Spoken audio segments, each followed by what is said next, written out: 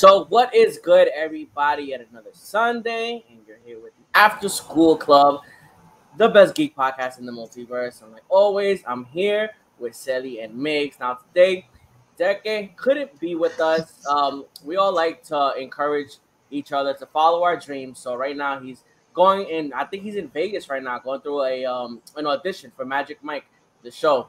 So we show our support. Do your dance. Do the wave and all that shit, and we hope you make it. Anyway, we got a lot of shit to talk about today. We're gonna be talking a little bit about the ScarJo Disney, Jungle Cruise, Green Knight. So let's get into it. Let's start off with our opinions on ScarJo saying "fuck you, Disney." Fuck you, Disney.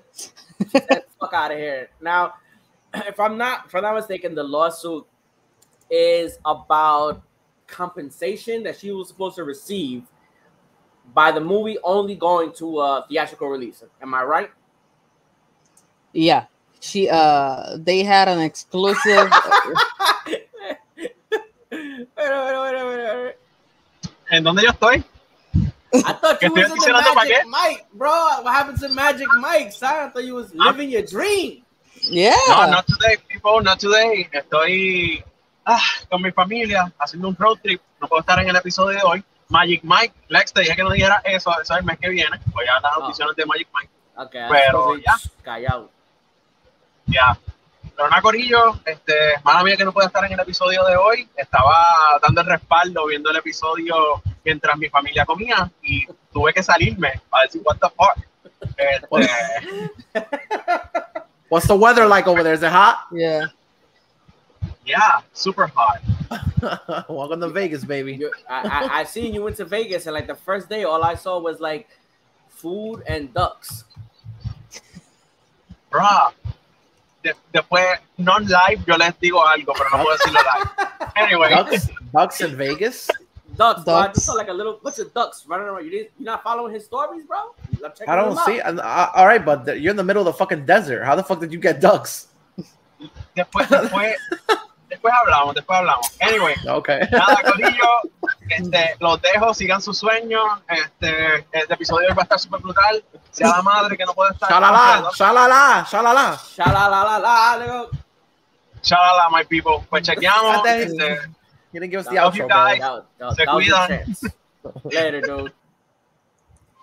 All right, everybody. ¿De qué estamos hablando? I feel like we treat him like a slave when we ask for that shit. Shalala, dance. Oh, yeah. Like, oh, bro. Nick is having technical difficulties. He seems to have muted himself. He's like, all right. Since Nick can't talk, oh, there you go. Yeah. My mic. Oh yeah, I don't know why my mic fucking got unplugged. I don't fucking know. We're talking about Disney ScarJo Johansson, and my question was if she's suing because she was supposed to receive some type of financial compensation if the movie made a certain amount of money for a theatrical release. Yes, she was supposed to get some bonuses after the movie gained X amount of money in the theaters. Y se suponía que la película saliera exclusivamente para los cines. Y como la seguían atrasando, pues obviamente ellos optaron por también tirarla por Disney Plus. Because that's what they do now. So afterwards, thank you. It's okay. Thank you. Delivery. But yeah. That's funny to me because I remember when the whole pandemic shit started. I think, if I'm not mistaken, Justin Timberlake was gonna do that with Anna Kendrick for Trolls. Like the second part of Trolls was supposed to come out, was supposed to be a theatrical release, and I think, if I'm not mistaken, I don't know if they skipped theatrical and went straight VOD. Yes, I believe so. That was one of the movies that was one of the first movies I think that went straight VOD. And they were like, "Oh, this could actually work." Yeah.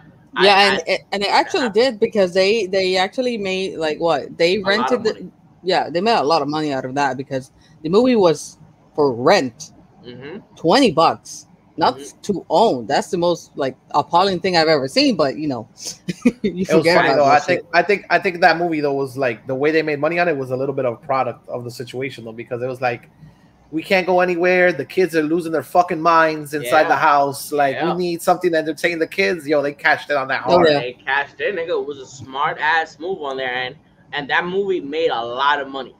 Now, fast forward more than a year after that, it's what I don't understand is, was the lawsuit, like, was did all that happen recently?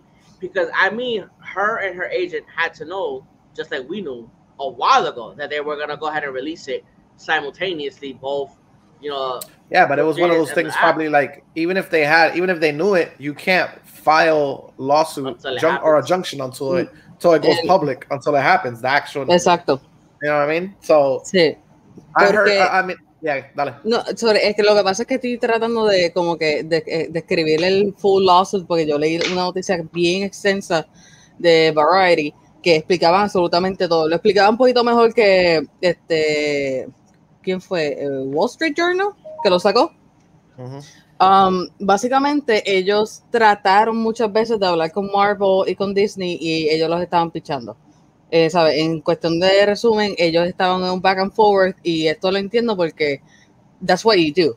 When you see this kind of shit happen, you have to talk about it amongst yourself, like your client and your agent and the agent, and then talk about it with the producers and the directors and everybody, whoever is in charge of that shit.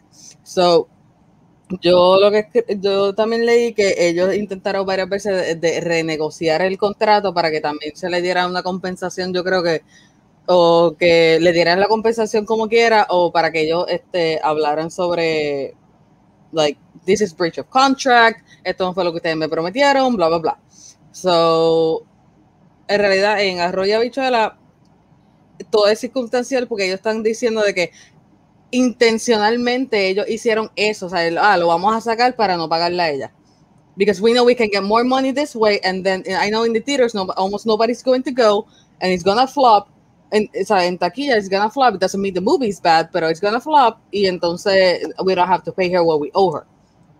So I read a lot of news articles that were also saying that it's just Bob Chapek's way of trying to please the investors versus pleasing the artist or whatever. If Disney Plus investors stay happy or whatever, if they see there's fluctuation and, you know, how the way people bought it, because that's what they were also touting or whatever, that when it first came out, they were saying, all you heard was they did awesome numbers on Disney Plus. Awesome numbers on Disney Plus. They didn't give you a number. I don't know if they gave you a number. I can't recall if they gave you a number. I think it was 60 million. 60 million this was? Well, in Disney Plus alone? I think so. All right, so they're saying, like, Chapek is just trying to please the investors, so they obviously more money could keep on coming into the Disney Plus app. I know they're saying Feige isn't happy about it. I've seen a lot of sources. Me and Nick talked about it yesterday, but I've seen a lot of sources that say that Feige was not happy about that decision or whatever, and that it kind of puts them in a weird position with talent, because now when talent comes in and negotiates something or whatever, he has to jump through hoops. Yeah. Talent wants the money, bro. They don't give a fuck about what the Disney Plus app does or what anything like that. You know what I mean?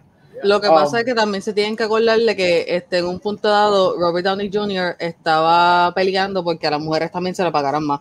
Específicamente a Scarlett, porque I think she was like the only one at that point. Y que he wanted like compensation for the other actors because he was getting paid so much money that he was like, I'm not gonna sign another. These were las noticias y toda la pendeja, pero like, I'm not signing another contract unless you pay them more, because I'm receiving what, $50 million for one movie, some shit like that. So it's like stupid. Crazy. He was getting paid crazy. And then he said, yeah, if she doesn't get paid more, if he doesn't get paid more, some shit like that, I'm not gonna sign any more movies. And that was like, damn. And it's like almost the same situation. Like, okay, she's a woman, she's a talent and everything, but she still deserves to be paid more and be paid what she was owed, and be like, if there's a contract for a reason. So I think they should follow the contract or renegotiate the contract, add a little bit more, or pay her whatever she wanted to have, or what was she. I would love to see the actual contract. Like, we all have speculation, but we don't know what the fuck she signed. Hopefully, you know, she signed something that is in her favor, because like, she wasn't a supporting character in that movie. And the movie was hers. So let's be fucking fair here. If you do a movie about your character or whatever, you should be getting paid more than if you're a supporting character in the rest of the movies. Oh yeah. Supposedly she got 20 million for the movie. That's it. She got 20 million for the movie, and that's where it comes into play. Because shit. She got fucked. Yeah, they fucking lowballed the shit out of her. I mean, 20 million. Look at us. They lowballed her. Like if we fucking no, but that's what happened. I remember Captain America got like 4 million for the first movie because a lot of them, as the time passed, a lot of them had the hindsight to be like, pay me straight up less, and then give me a cut of the profits.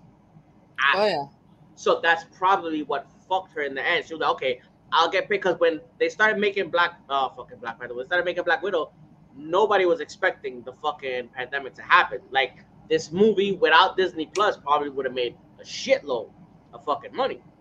Yeah. So she probably, in her mind, talked with her agent and was like, yo, you know what I'm saying? Up front, give me this.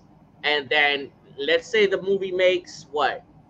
Let's say if it would have made $800 million, like a number like that, and she asked for like 5%, she would have been fucking banking, yo. She would have had mad fucking money coming to her.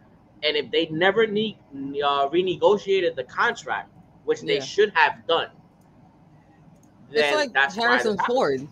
Did you ever heard the story? Sorry, but did you ever heard about the story about Harrison Ford?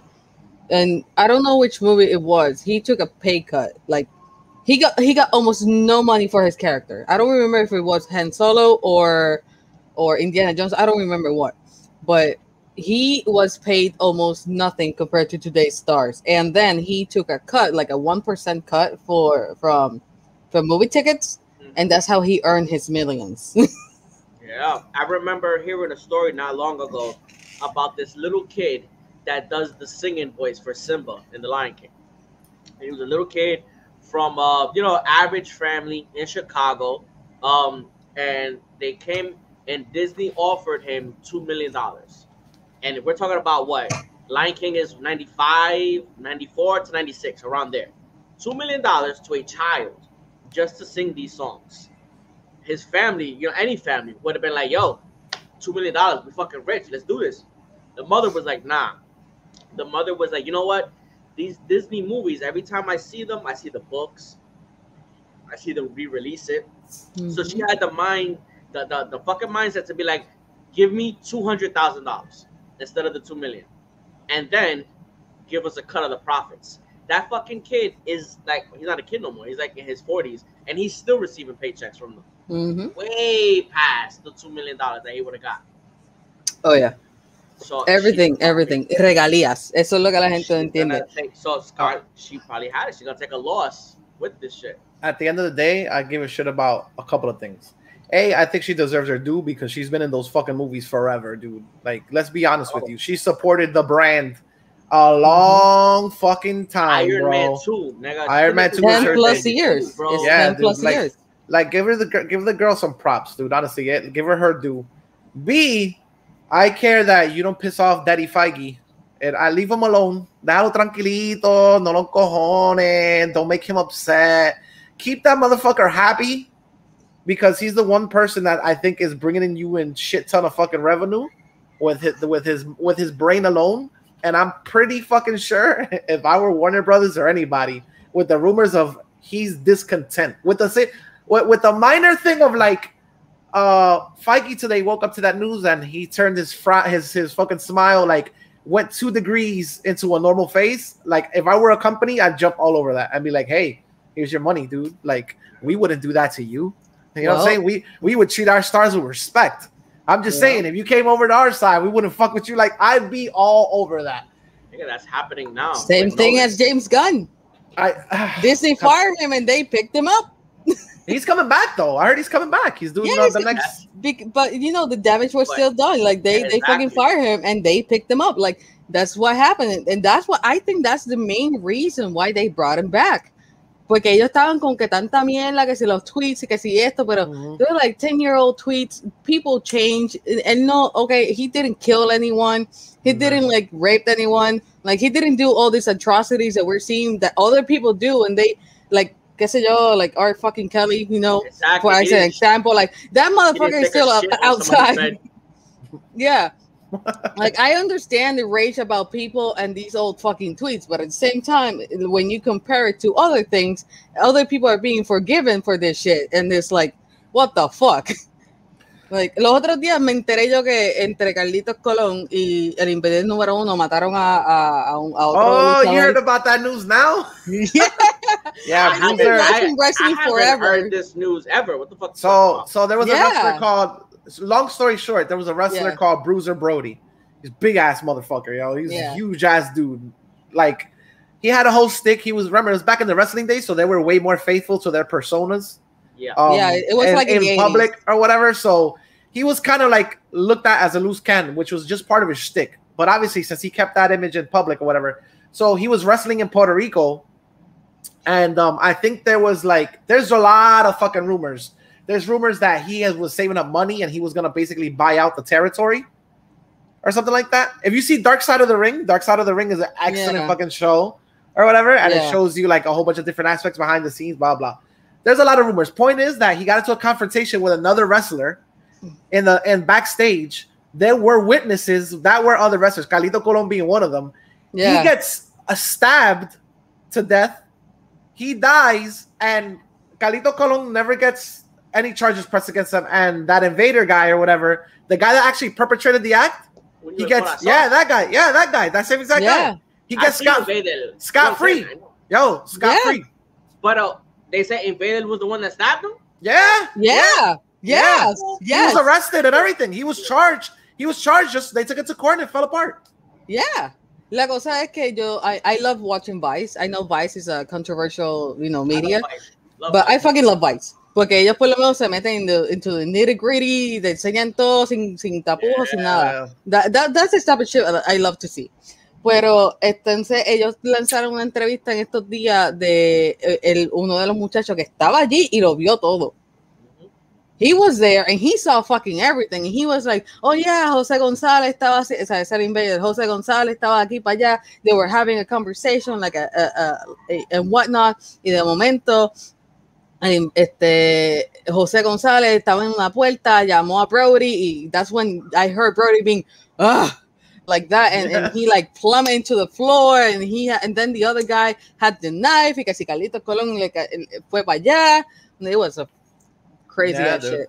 That's been a rumor for years, and then at that time today, what we know is WWE would send a lot of talent over here. Yeah. To help support the local promotions, and they were like, nah, son, we're not getting our current superstars. You're not gonna stab Hulk Hogan in the chest, yo. But anyways, back to the topic. I already forgot what we was talking about. About how Miguel estaba diciendo de que si Kevin Feige si llegara el momento en que Kevin Feige se fuera, entonces DC picked them up, Pero estamos hablando de que James Gunn pasó por eso y que horrible tweets and all that shit, Worst thing happens. Yo digo que I'm happy that he's coming back with his version of Guardians of the Galaxy. I don't care for anything else, en verdad. Si viene otro director a joderlo como, I don't know, like the guys from Game of Thrones, but I don't know, that's just an example. But yeah. I don't think Kevin Feige. I really don't think that they're gonna lose Kevin Feige. He has so much invested with Marvel, and he's doing Star Wars. He's controlling Star Wars. I think the Scarlett Johansson is not, like I told Miguel yesterday, I don't think it's big enough for him to bounce from Disney. I think even if Disney, continues with Scarlett Johansson and the lawsuit goes through, I don't think they're gonna lose him. I think they'll most likely do it to him, whatever they need to keep him, whether the whole Emma Stones end up suing Disney and Emily Blunt, and it continues. Yeah. Disney heard he was talking I think shit. They know who's their fucking golden goose. Yeah. Si pelean a Kevin Feige, que los para ellos de pelear a Jon Favreau. Y Jon Favreau fue el que hizo todo esto del MCU. No, I don't think so either. But if they lose him, they know. He's not happy. I'll tell you one thing. He's got on record already saying, "I'm not happy about it." He's already said it. I know. He's publicly got on record saying, "I'm not happy about it." He says, "I'm not happy about that situation," but they've already said that they're going to be changing people's contracts, so they're not going to be doing things the same way that they used to do it before. So yeah, I don't think they're gonna lose Kevin Feige, and I definitely don't think if they did, he's gonna go to fucking Warner, because people are Yeah, bouncing from no. fucking Warner as it is now. The same exact thing that you said, Migs, is what's happening with fucking Nolan. Like Nolan was like, I don't fucking like what they did at Warner, and Netflix is like, come over here, son. We're gonna throw that money, nigga. Make whatever you want to make, son. They trying their hardest, because now that they got the deal with Steven Spielberg, who went on record saying, fuck streaming, I'm never gonna do that shit. And now he got a Yeah. contract with Netflix. Nigga, they're dying to get Christopher Nolan. But yeah, Oh yeah. back to fucking Scarlett Johansson. The amount of money that they've made from this woman, not including movies. We're talking about toys, posters, book bags, sneakers. Like Her they can imagery, afford- everything. Yeah, they can afford to give this woman whatever the fuck she wants, bro. Just like we all Yeah. said, she deserves it, because she has made them multiple fucking millions. I hope honestly this isn't just like I hope that this isn't a preview of the way that Chapek is gonna take the company. You know what I'm saying? I hope that this isn't a nice little preview of basically. Sorry about that. Sorry about that. I don't. ¿Tú quieres que todo el mundo se entere que están peleando? Jesus Christ. I check my notifications for 1 second and everything goes to hell. Like I said, I hope that this isn't a way that Bob Chapek is going to run this company or whatever, and it's public. So let's see what happens or whatever as days go on. It'll be interesting to see what the resolution will be, if they fuck her over or not. I guess if they fuck her over, I guess this is going to be if they fuck her over, I guess this will officially be the last time we see her involved in anything, which is kind of funny because maybe or not, maybe. She has also the haunted house. There's like a haunted mansion movie coming out? Por eso, I think they're gonna settle because they still have other projects outside of Marvel with her. Yeah, they can't like fuck up every single contract they have with her. Then they'll be losing. Scarlett Johansson is one of those few actors that she's a moneymaker. She fucking makes movies, and like kids nowadays, that face resonates with a lot of kids because they already see her as a fucking hero. Not in one movie, not in a franchise that has 1 to 2 or 3 movies. She's been in like how many fucking movies in the MCU already? You know, you remember that movie? That movie she did that was like, it was on Netflix. It was like about divorce. Marriage Story. Marriage Story. I just imagine like her and Mickey Mouse like in that room having that argument. He's like, I just wish I would wake up tomorrow and you were here, like you would just die. Bro, have you never seen that? Have you never seen they have a version of that scene, but it's a guy that does the Goofy voice. Oh no! Oh yes! Nigga, that shit is fucking hilarious. Like, P.S. By the way, I fucking love that movie. Like that movie is so raw and real. Like as a parent who's separated, like at one point, you know what I'm saying? Like I was like, oh my god, like this is the most realistic depiction of a fucking bad divorce / breakup with kids in the middle, like everything. I was just like, oh my god, it's just like hitting like every number. She's a good actress, man. I really think that she deserves, just by her repertoire of past movies alone, she deserves any money she wants. That movie, I like that movie so much because it just showed how two people that at the beginning of divorce didn't really have like bad intentions, and then how they just let people get into their ear. How realistic it was, like how you want to do good, but then you hear this, and not even like about people getting into their ear. It's about the reality. Sometimes people separate, and it becomes like, straight up financials. You know what I'm saying? Like this person needs this much to survive, and she's taking care of your child. Like, and even though some males don't understand that, you have to support that human being so that your kid is okay at the end of the day. You know what I'm saying? Like. If egos get involved, obviously with divorces, because emotions are still fresh, but it's just like that movie was so good. That movie was so good. Yeah. Did it win an Oscar? Did it win anything at all? Like no. I know it got nominated a lot. I think she got nominated. I think Adam Driver got nominated. I think it won, and I'm not sure. I think it won for best supporting actress. I'm not sure for her lawyer. I think course. that she won either a Golden Globe or an Oscar for that. But I don't think the main film, like writing or directing, I don't fucking think Oscars. They give great performances and they give it to supporting actors. They gave it to the wall that got a hole punched. No. They gave it to the wall that got a hole punched in it. Ningún robo como el makeup I don't remember. What? No, ningún robo como el Oscar para Best Makeup que se lo llevó Suicide Squad en vez de fucking Star Trek. Por favor. Oh, really? Was it Star Trek or yeah, it was something about like I think it was Star Trek. And yeah, y se lo llevó fucking Suicide Squad que parece que está usando este makeup de Walgreens. I swear to God. I don't really put salt into the Oscars, and I know the exact moment when that shit happened. I remember when Best Script went to The Social Network over Inception, and I was like, I'm not watching this shit no more. Oh yeah, that was another thing. I mean, The Social Network is it's okay. That was like one of the most original ideas. But like a script, like the idea of Inception, like for me at that time was so original. Like it was not from a franchise. It's not based on comics. You couldn't like get these ideas straight. Was like to create that shit and not get nothing. It won Best Movie that year too, right? Didn't it win Best Movie? Didn't it win Best Movie that year too? Network? Facebook. Yeah. Yeah. That's what I don't know. I don't know when Marriage Story came out. I don't know who was nominated. I don't remember who was nominated for Best Actress and Best Actor. So I couldn't really say if these people got robbed. I love it. I don't know. I love it. I love it how we're like, fuck the Oscars and fuck Social Network, and we're here talking about movies on Facebook. Yeah. Marriage Story. Okay.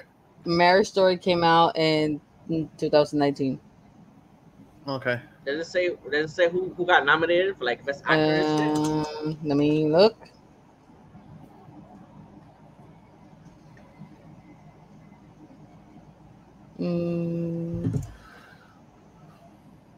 Because I know when I remember when that shit came out. Yeah.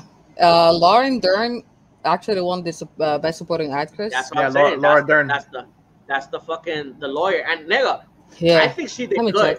Because I was like, this is a conniving bitch. I remember watching that movie and I was like, this fucking was it Laura Dern also in one of the Star Wars movies? Or am I getting her confused? She's the one that ran the fucking ship into the Exactly. Yeah. I like Laura Dern. I think she did that performance, nigga, spot on. She was like just a sleazy fucking lawyer. That even though Adam Driver was an asshole, even the little things that he tried to do, she was like, fuck that nigga. Take that money. I was like, yo, this bitch is getting me tight. There's scenes in that movie that just like resonate to me. The argument scene, the scene where he tells her like, you know, I wish you would just wake up one day, be sick, and if I knew it wasn't gonna hurt my child, I just wish you would die. Like I was like, yo, so much raw emotion. The scene where she goes out and she tells the guy like explicit, you know, advisory here. She's like, I don't want to fuck you. I just want you to like finger me. I was like, what the fuck? I was like, what the fuck is she? She was hilarious. Like, aside from the sexual shit, like me, not in my relationship, but like my parents, I remember those. I remember sitting and seeing those fucking arguments. Oh, okay. That's what I'm saying. Not the sexual shit. I was like, me and my wife. This podcast is gonna take a little dark. We haven't got there. But I remember as a kid seeing my fucking parents like go at it like that, and I was like, look at this shit, yo. It feels so crazy as an adult seeing those arguments. Once you understand, once you have your own spouse. And how does that make you feel, like Nicholas? Wait, how does that make you feel? As an adult, seeing that shit is crazy to see it from different eyes. Yeah, straight up. So next topic. Really now that we all got our childhood divorce stories out of the way.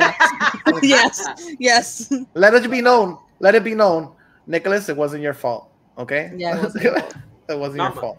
My parents are still together. They're still fucking so. Pretty good. All right. So at the what the fuck was I gonna say? Oh yeah, Miguel went and saw Jungle Cruise. I still have not seen Jungle Cruise.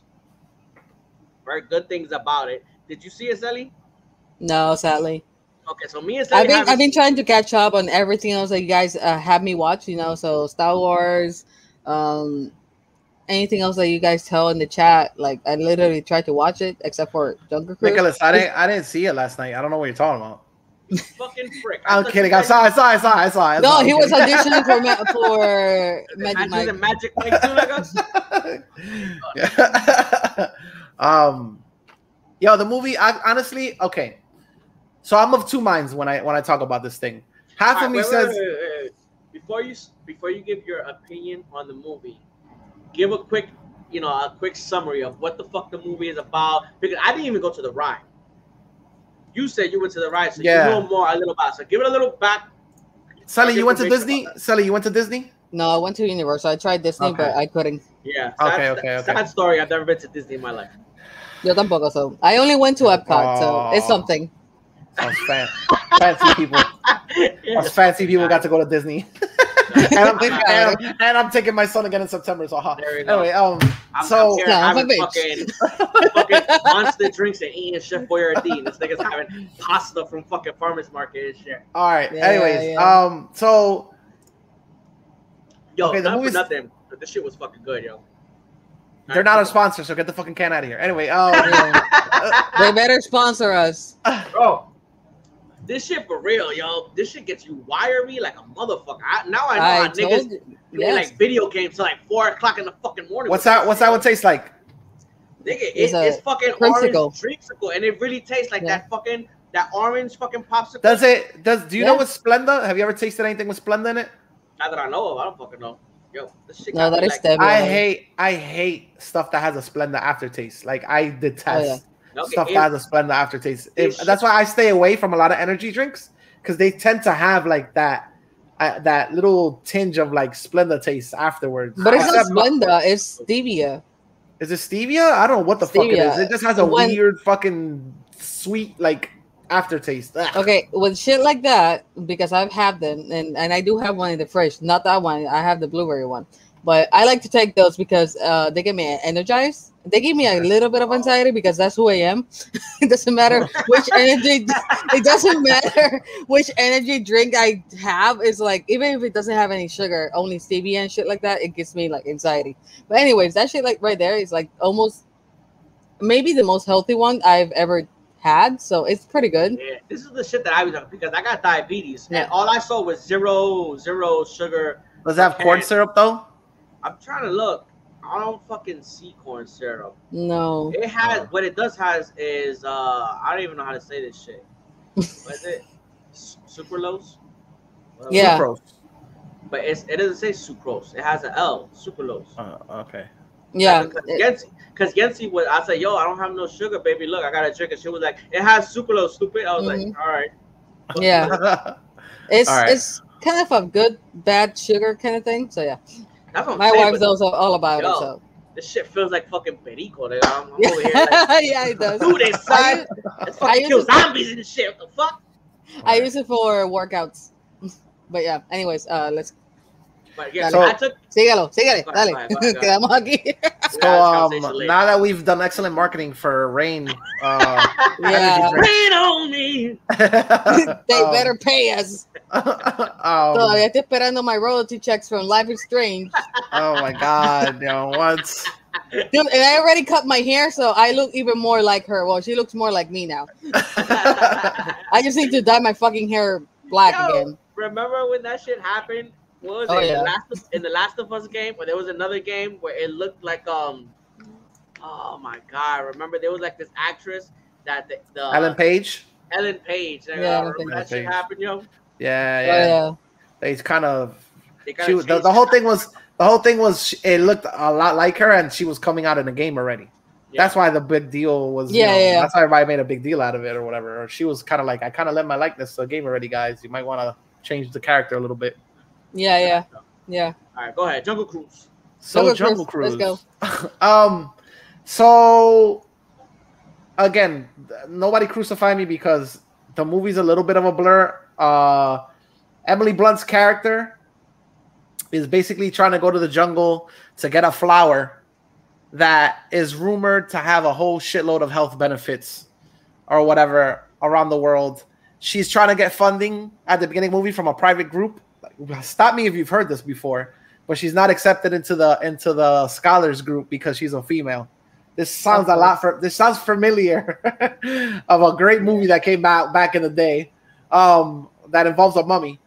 And then she needs a guide, so she ends up bumping into this character.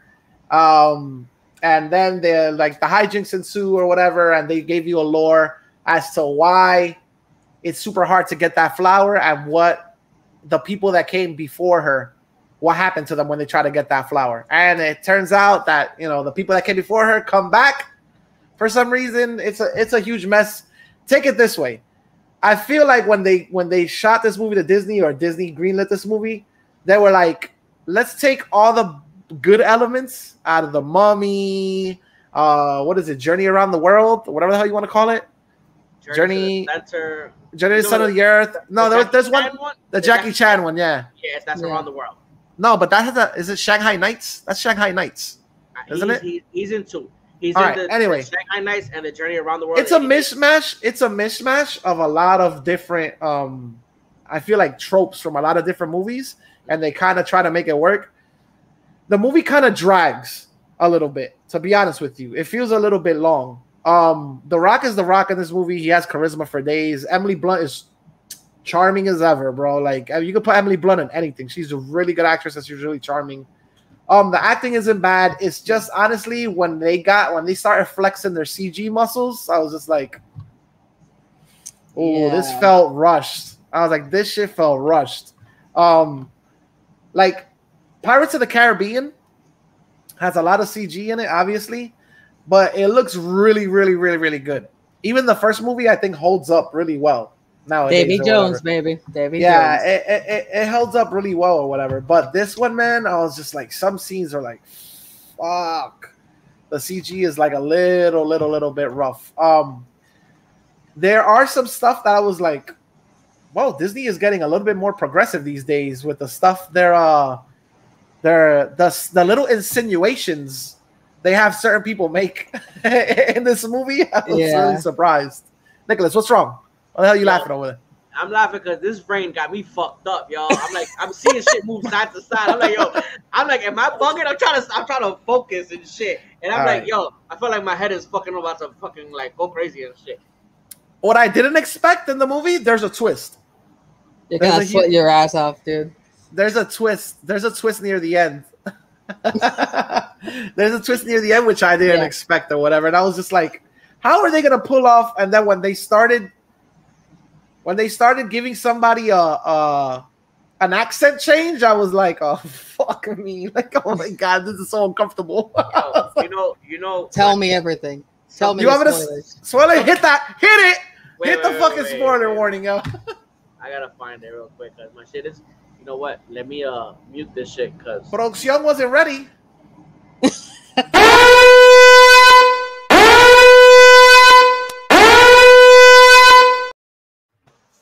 Yeah. Spoilers. I mute that shit on my head. If I hear that shit now, I'm gonna fucking.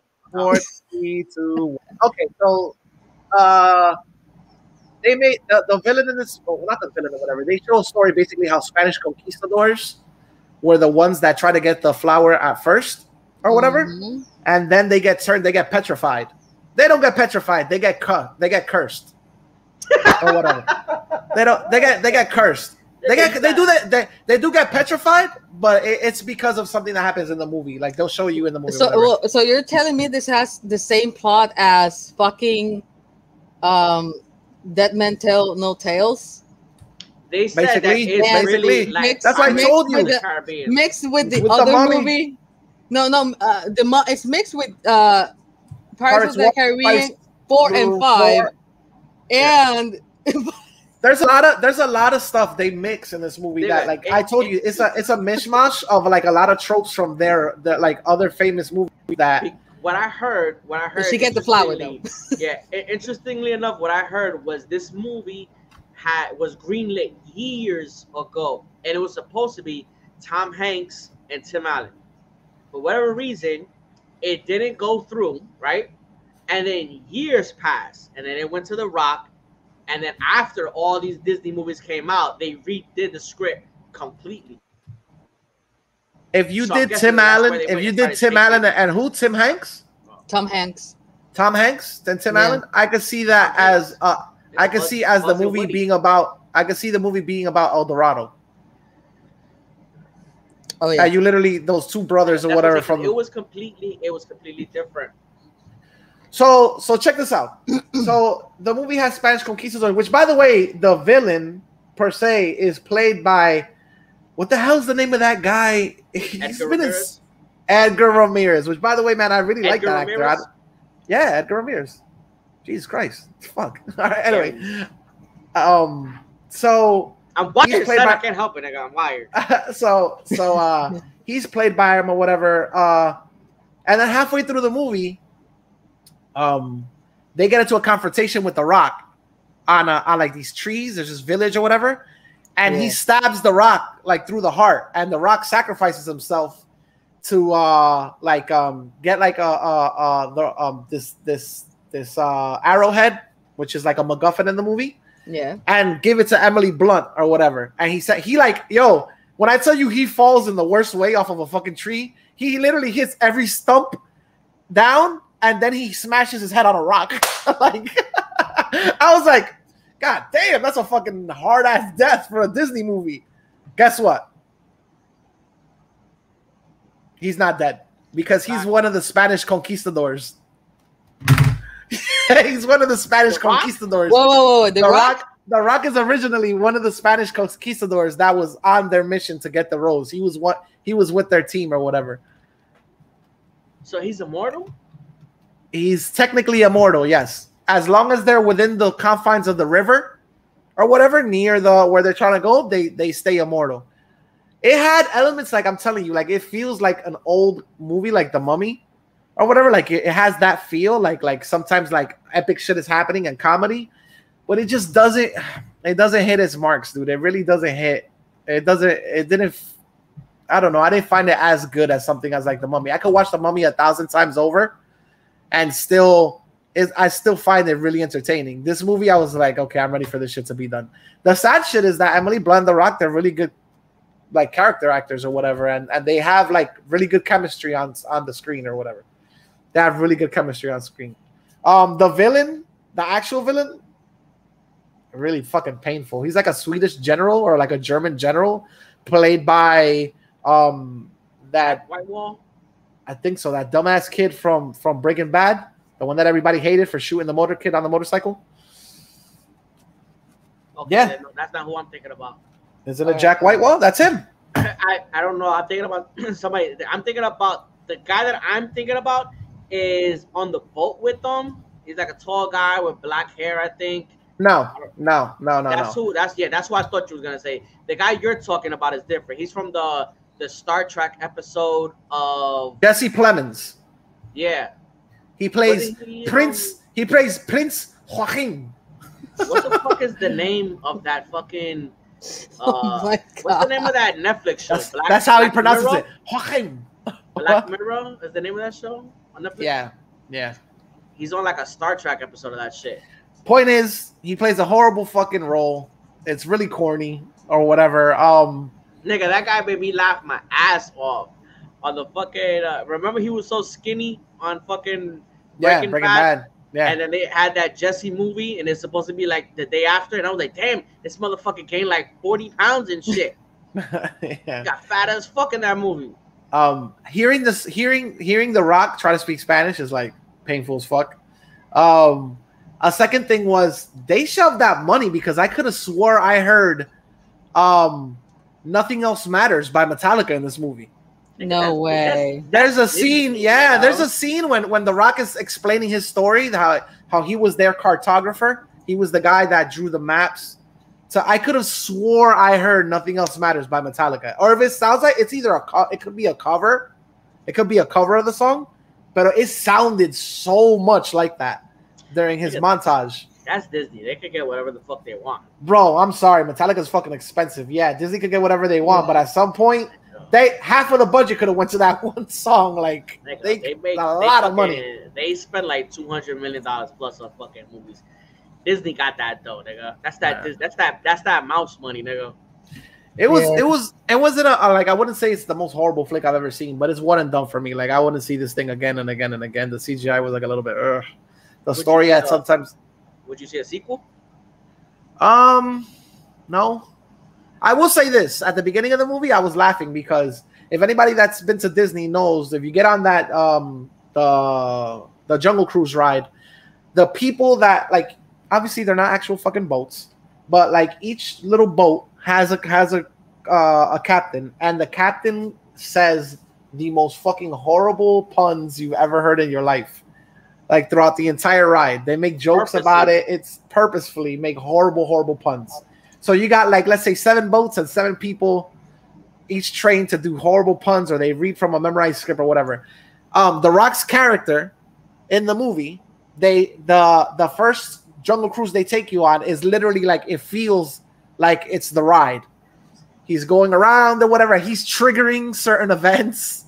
He's tricking people into thinking like this is part of the area, and it's just him paying people to like shoot darts at the boat, or like he's triggering. He's like, this is the back of water, not the waterfront. It's a water back or whatever. He's like, you gotta pay me extra for it. It's really like, it's horrible puns, but it was funny, and I found it funny because I was like, okay, they're doing an homage to the ride the same way that the Pirates movie does an homage to the ride with like certain phrases, or like the dog character which is in the ride, and then, you know, blah blah blah.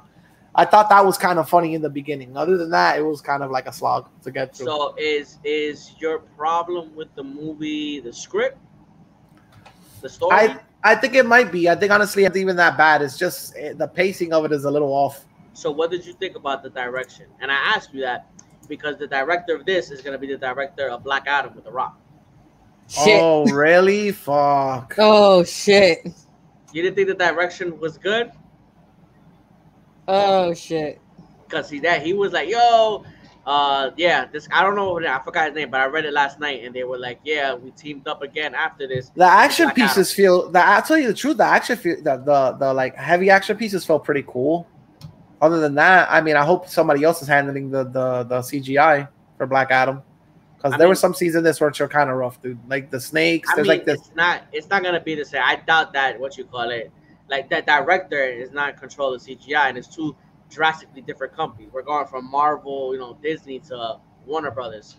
So I doubt it's gonna be the same people. I mean, it was all right. It wasn't horrible, but again, when Disney put so much money on this, like they expect it to be a banger. You know what I mean? And I don't think this movie's a banger. I don't think so. Which made me laugh because I was like, God damn it. Like, Dwayne Johnson, like, you've done The Mummy Part 2. And you knew what people were talking shit about the CGI in that movie. Like, you're attached to another movie where the CGI ain't all that fucking fantastic. And there were scenes that involved you. Like, you might want to double think things. But then again, it's Disney. Disney gave him a fat-ass check. Of course. We're going to see how much money this shit makes. Wait, when did it come out? Yesterday? Yeah, I read somewhere that the credits imply there's gonna be a sequel, but not with the same characters. I didn't get that from the credits. I was looking at it and I was like, these are just all paintings. These are just all like random paintings of situations that happened in the movie. Like they're homages to the beginning, the middle, the end, or whatever. I was like, how the hell do you imply that this is gonna happen again? I didn't get it. There's no post-credit scenes either, so everything. I mean, if you wanted me to rate the movie, I'll give it like a solid, like a 2.5 out of 5. That's fucking low. Damn, dude. I mean, honestly, like to say 3 out of 5. To say 3 out of 5.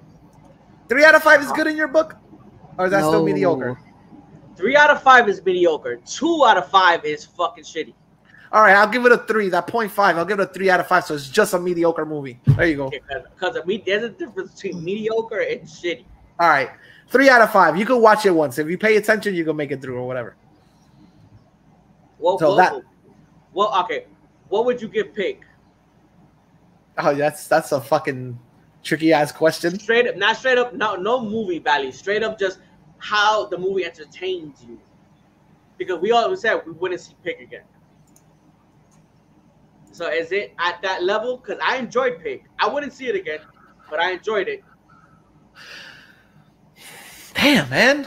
I want to give it a 3.5 just because I felt really good. Like, oh, I fucking get where they're going with this throughout the whole movie. But yeah, I'll give it like a 0.5 above 3.5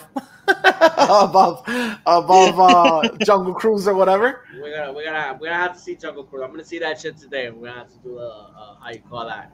See what there was some stuff.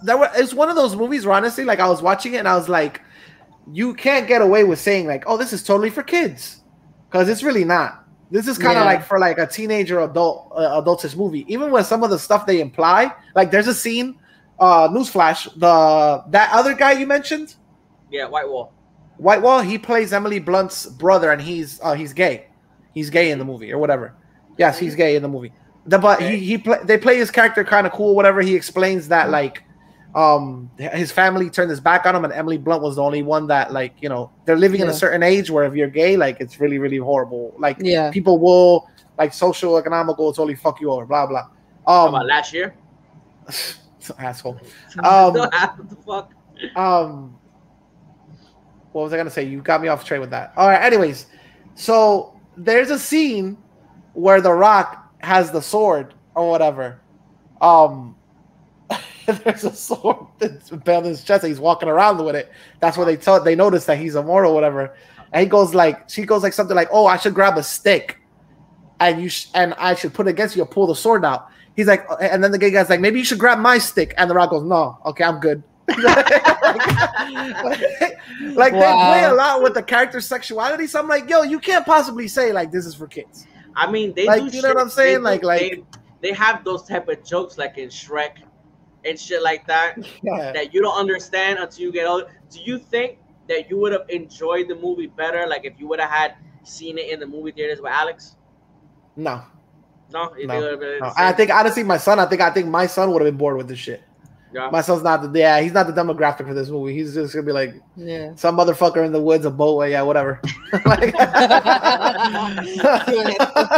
Yeah, he's like he would have really been into this shit. Like to grab Alex's attention and keep him focused, they gotta be like some very crazy, like colorful ass like visuals. Then again, my son has been getting into like a Chavo del Ocho as of late. I don't know why.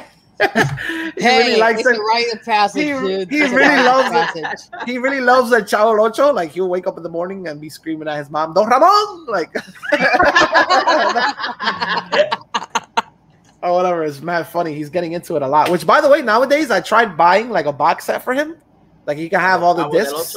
Yeah, bro. Like virtually impossible. Yeah. Like you're gonna be paying like maybe like $170 for a box set. Like it's sparse. There's nowhere to find it or whatever. Sure. And it's how you say it, Chavo del Ocho. I don't know how famous it was when it came out, but it feels like it is Latin cult classic because I never saw it as a child, but I know about it. Yeah. Like it's the story. Look, you never saw that shit as a kid. I did see it as a kid. Your kid sees it. I actually did see it as a kid. My father used to. Yeah, my father used to watch it. My father used to watch it on Telemundo. And I used to have to sit down with him. Like if I wanted to watch TV, I had to wait till he was done watching his shit. So I would watch episodes with him or whatever. My dad would be cracking the fuck up. And some of the stuff made me laugh, like the physical humor. Like when somebody would get the shit smacked out of them or whatever, like that would make me laugh. I didn't know what the fuck was going on. I didn't know who these characters were. But they actually were like quite famous. Not just because of the Chavo del Ocho like success, but like they would like being movies and being Don Ramon I know had an acting career before he joined the Chavo del Ocho. He had like a straight up acting career. Pero entonces cuando estaba el Chavo del Ocho, o sea, they became the it group. Como decir al nivel de Cantinflas que pues he was like very prolific actor too. Y, o sea, es como que esa estrella de México que tú dices como que coño, they're making it like real big and they're Latino and all the shit, you know. But they had their controversies and of course like any other show, y por alguna razón ellos también pararon y había money problems y toda esa pendeja, pero to be fair, they did have their quite a bit of success with that series and everything else that happened afterwards. Porque eso no eran los únicos personajes que ellos tenían, and not the only show they ever had in one time slot, in the time slot. So yeah, I've never seen that show when I was a kid, and it wasn't until I got older that I started like Toma used to tell me about that shit. My brother when he used to see it, and I think was there like an animated version that came out? Like there was years later after, on, like years later, there was like right? yeah. So like I've seen shit like that, but I myself never seen the show, but I know about it. It's like I said, it's one of those things that I don't know how popular it was. I don't know if it was like Sesame Street famous, but I think it was pretty big, to be honest with you. Like in the Latin community, yeah. In the Latin community, that shit, nigga, El Chavo del Ocho is famous as fuck. Oh yeah. So Jungle Cruise. I mean, I don't want to say it's not worth seeing in the movie theater. I mean, I want to support local movie theaters. So if you want to go see the movie, see the movies. If you want to stay home, stay at home. But it was an okay movie. It wasn't horrible, but it wasn't the best thing. To me, still, The Mummy is still so much more better than half of the shit that's out there. Forever. Yes, it still holds up. The even the CG, man, it holds up a little bit. I like The Mummy. I like The Mummy when it came out. My problem with The Mummy is not necessarily the movie The Mummy. My problem with The Mummy is when I moved to Puerto Rico, my cousin, was obviously, nigga, The Mummy was on TV every single day in my dad's house. Every single day, the fucking Mummy over. And I say my dad because, we know my dad. So, nigga, every day until The Mummy 2 came out. And we had, I swear we had it on VHS. I remember my dad. I remember my dad. My dad's the mother of my child, by the way. She's the mother of my kid. And she's Nick's cousin. I remember my dad. Having. He forced himself into this family. He was like, "I'm gonna be this family." COC. Anyway, my dad. She had such a crush on Brandon what's his face? Fraser. Brandon Fraser. I wonder if she's seen Brandon Fraser. What Brandon Fraser looks like today? Like, yo, have you seen what he looks like today? Have you seen what Brandon Fraser looks like today? Pero Fraser pasado por las negras, chico, déjalo quieto. I'm sorry, everybody's been through some crazy shit, but that guy.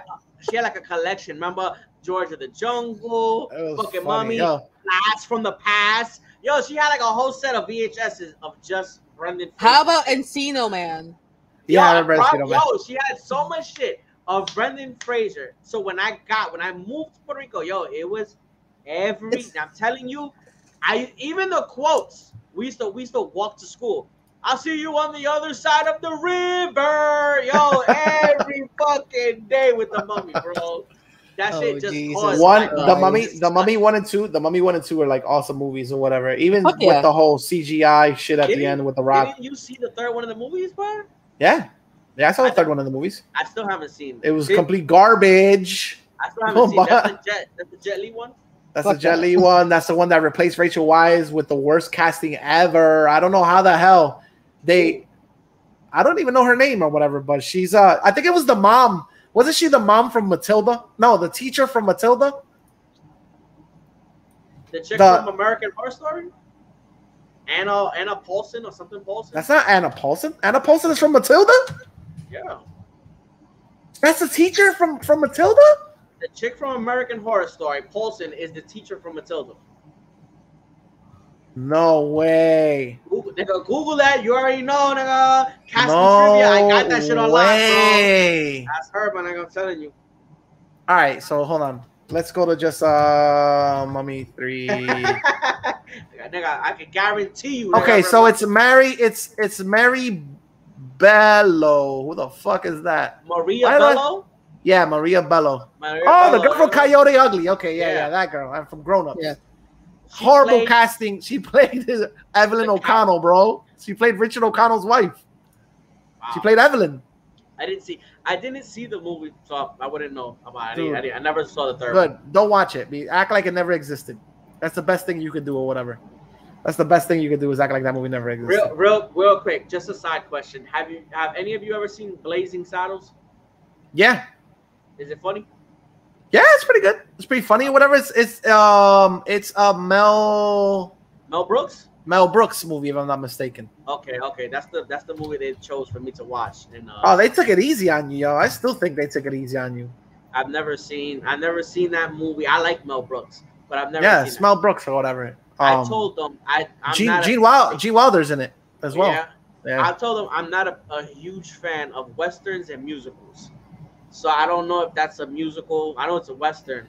They chose that movie because you baited them into that. Because you gave them the whole, remember, whatever you guys got to watch, whatever I got to watch, you guys got to watch as well. That was the saddest form of manipulation. They fell for that hook, line, and sinker.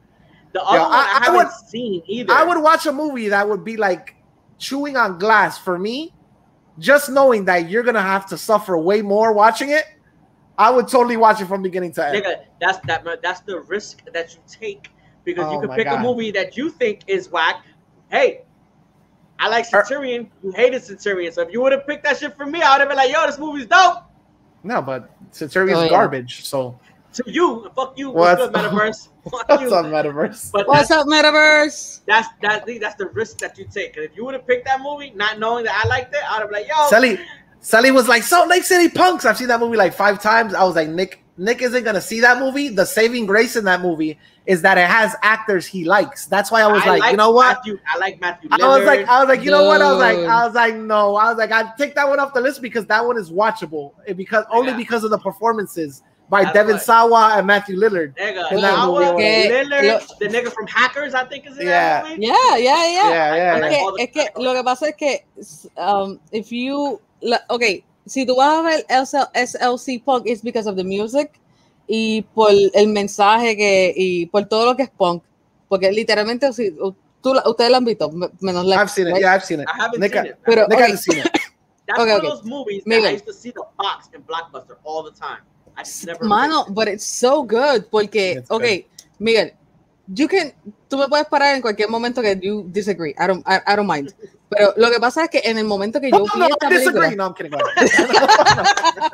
No, pero la jodienda es que esa película es como que when you're in the punk like scene, everything that he says is fucking true. Everything that he says. Y es como que like no quiero decir like a mental state or something. It's something that you actually go through. If you're in the music scene and specifically with the punk history and everything that tú tienes que estar literalmente la película es él explicando todo lo que pasa en Salt Lake City in the punk like scene. The late punk in the late punk scene when punk is fucking dying, like when punk is fucking dying. I heard it was like he's not a punk, like he's going through a phase or some shit. No, that's what it makes you think. Lo que pasa es que he wants to él quiere bring down the system.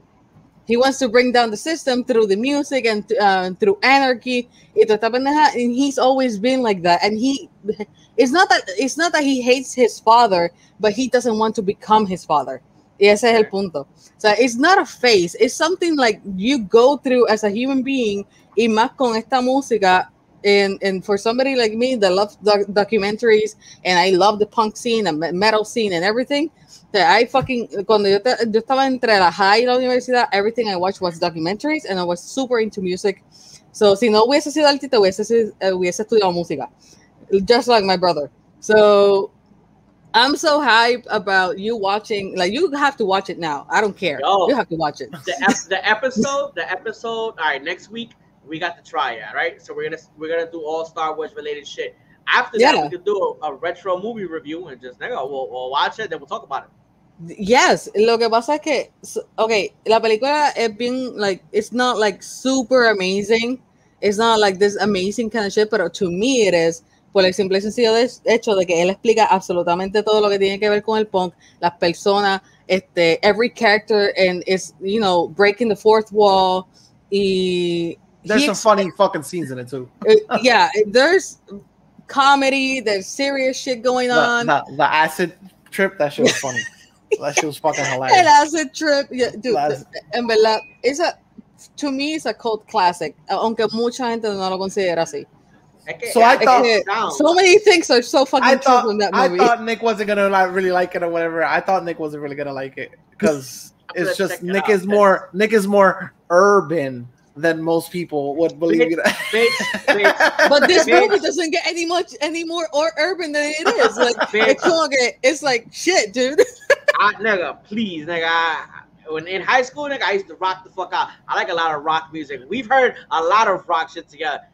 That movie specifically, I just never like. I used to see it all the time, the box there in Blockbuster, and I never got it. But I'm big fans of the actors in the fucking movie. Yeah. At the end of the day, they took it easy on you. I would have made you watch Urban Cowboy, because there's no way you relate to that movie at all. Like at all. There's not a single thing that would make you. I don't even relate to that fucking movie. There's no way you could relate to that movie. It's still a decent movie or whatever, but I was like, this is gonna be like dragging Nicholas through fire if you make him watch this movie. That and like a Nicholas Sparks movie with cowboys. Yeah, I saw all the Nicholas Sparks movies. I like his movies so. But that's technically not the Longest Ride. Isn't a Nicholas Sparks movie actually? It's another author's movie. That's the one with Clint Eastwood's son. No. Yeah. I've seen it already. I remember watching that shit in the movie, and halfway through the movie theater, I was like, I pray to God that I get laid tonight after watching this shit, because like I was like making me watch this entire fucking love story, which is like so it's extremely sappy, like it's over the top, like ridiculously sappy. Because there is a market for that shit, nigga. That's why, bro. I remember I drove like halfway across Puerto Rico, because at that time my date just wanted to like do something that wasn't nearby, and we drove like halfway. I think it was like near fucking Mayagüez to like literally have a fucking alcapurria, a soda, and go watch that shit. Was that? And I was like, was that the chick that fucked up your radio? No, that's not the chick that. Damn, that's years ago. Holy shit. My dude. I remember my dude. This day when you told me this bitch was touching her fucking greasy fingers on my radio. That was years ago. Jesus Christ, I hope she's not watching this. Anyway. Si tú algún día vas a chinchorrear, más vale que pasas por Cabo Rojo y no Mayagüez. No, of course. So whatever. I have family in Cabo Rojo, so I've been to Cabo Rojo plenty of times. I was literally there back when I went for vacation, but it was just like it's one of those situations where like the things you do. The things you do for love. Yeah, Cabo Rojo has a special place in my heart. Cabo Rojo is where the girls got procreated. That was a week-long vacation. Next topic. All right. He took me out there, and boom! After Cabo Rojo, 9 months later, nigga. All right, twins. From Jungle Cruise, from Jungle Cruise to procreation. Next topic. Yes, I ate shark there, nigga. Shark is the best. I love shark. Yo, I had a pinch of shark, and it wasn't my favorite. I don't know if it's the consistency. For me, it kind of tasted like the fucking fat from a chuleta that's not fried. Yo, it kind of felt like fat from a chuleta. Yes, pero okay, es que dependiendo, no mucha gente lo sabe hacer y cada vez que lo ponen en pincho todo el mundo me dice lo mismo. It's depending on which part you cut to me, porque yo lo he probado like en un filete, like it looks like steak, and it tastes amazing. And it's super flaky and it's super soft and it's so good. Pero en pincho, la gente a veces como que no sabe cortarlo bien, and it tastes super fatty.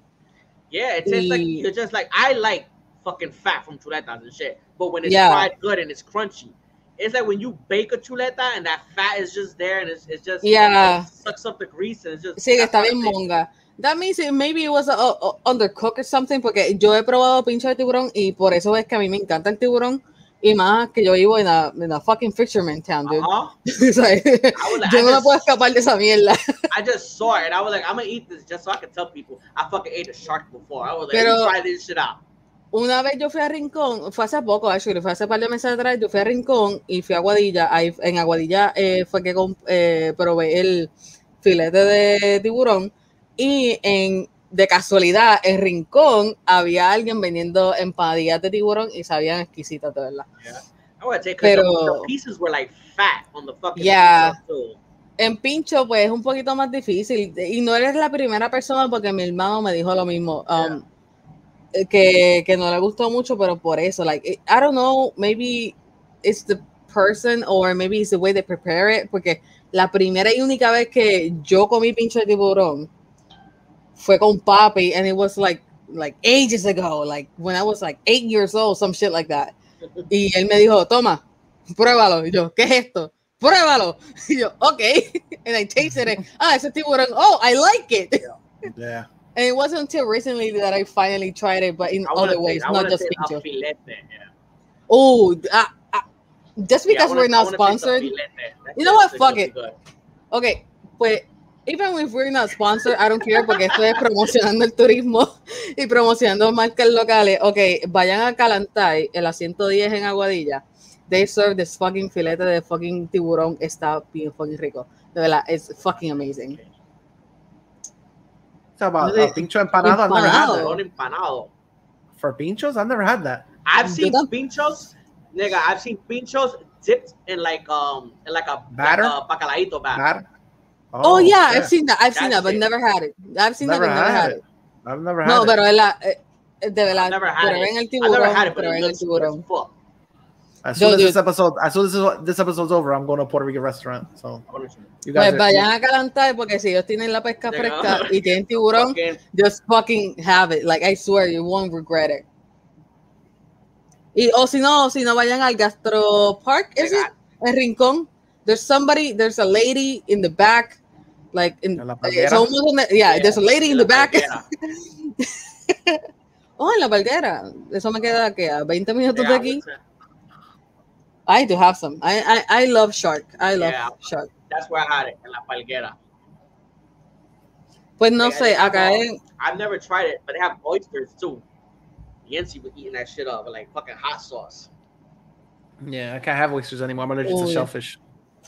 Oh, you're like my brother. He's super allergic. I can't have shrimp anymore. I can't have lobster. I have a mild allergy to shrimp. I be eating that shit up. My throat doesn't get like closed. It just gets your mad gums? itchy. Yeah. Now my gums start itching. Anyway, next topic. Let's go. That was our little promotion for turismo and shit. Yeah, get your passports. Right, I got mine. Yo, I went to the fucking beaches over here, nigga, like in Manatí. Yeah. Explotado with fucking tourists. I was like, fuck. Yeah, man. I wanted to go chill at My Chiquita and shit, nigga. My Chiquita ain't a local spot anymore. I found that out when I went down there last time. It's not a local spot. Like, yo, that's fucked, nigga. That was the ill secret spot, nigga. Just go there, go with the kids chilling. Nigga, there was no parking at all, yo. I used to go there. I used to go there after 9. I used to go there. Nigga, those little how you call it, little cement shit they got there. Nigga, a lot of stories. Yeah. There's a lot of stories in my chicken. No. Nigga, I laugh because I feel like after so long, especially, you know what I'm saying, you and me, that we come from the States and shit. Nigga, after so many years being here, I was like, the fucking gringo aquí, fucking everything up and shit. After so many years over here. That's me every fucking weekend.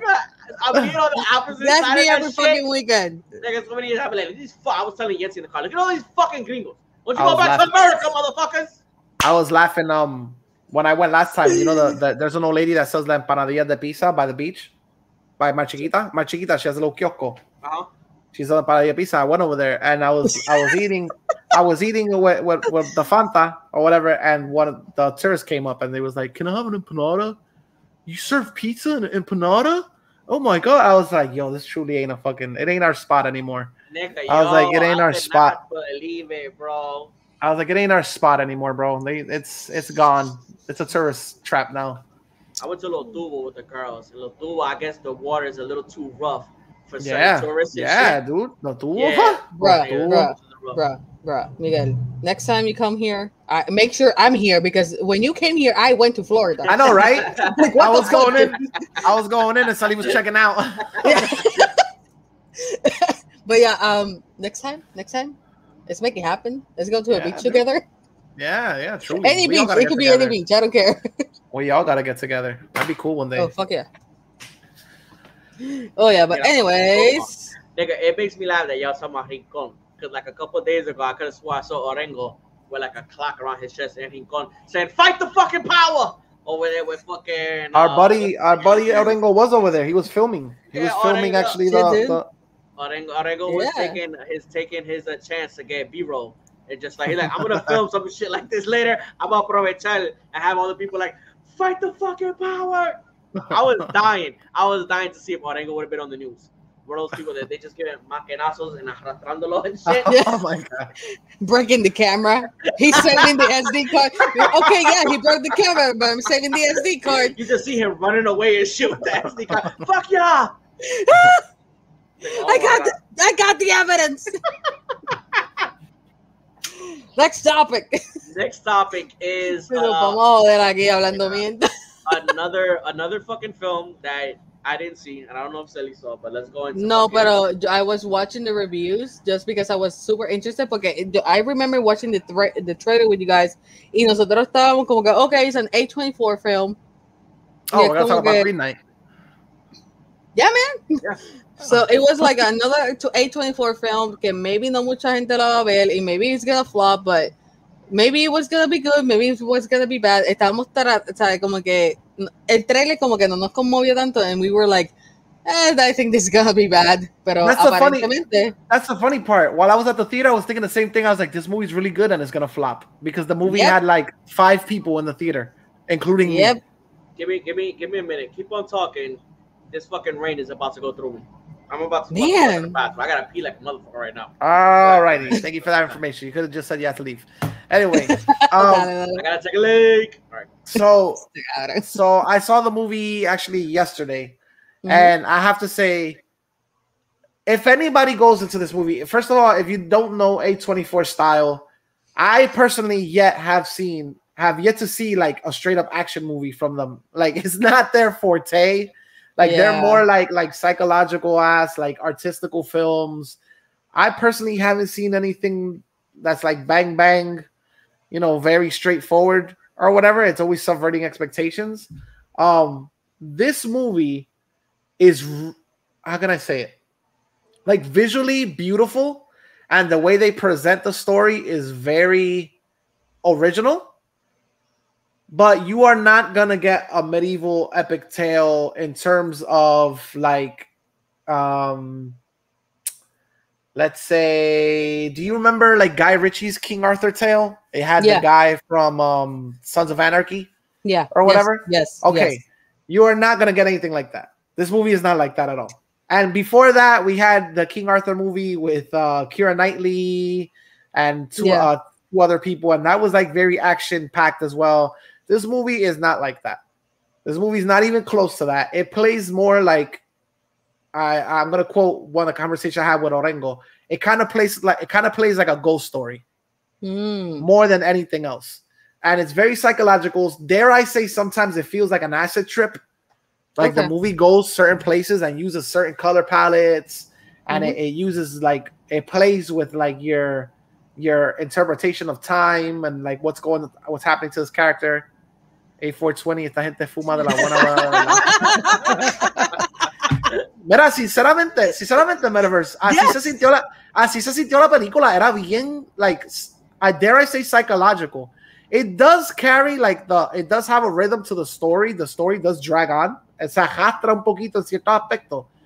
Pero me encantó muchas veces durante la película, y no tiene un CGI, un vómito de CGI, pero las decisiones que tomaron como que con colores, las decisiones que tomaron with the way hicieron ciertas tomas, like certain angles, certain transitions in the movie. I was literally in the movie like, yo, this movie's fucking beautiful. Like, honestly. Like, for some reason, and I told Nicholas, I was like, I'm not a film student. I don't know the science that goes on behind the lens. It could be simple shit. Like a film student could go into this and be like, oh, that's something dumb as fuck. All he did was do this to the camera, or he did this from here to here. I don't know about the science behind the lens. I was fucking really fascinated by the choices they made with certain scenes and certain colors and transitions, and the way the character is tested in this movie. It's not all of like, how can I tell you? Okay. Mira. I don't want to get into spoiler territory. Sí, pero going from that, nada más te voy a decir esto, y esto es directamente desde el trivia de IMDb, because I was researching about the movie when you told me about it, que la habías visto, whatever. They said the idea for adapting the Green Knight came from David Lowery while he was setting up a diorama of Willow action figures in his backyard. I believe it. So what? You never seen Willow? I've seen Nick, Willow, but he was. Nick, have you seen Willow? Huh?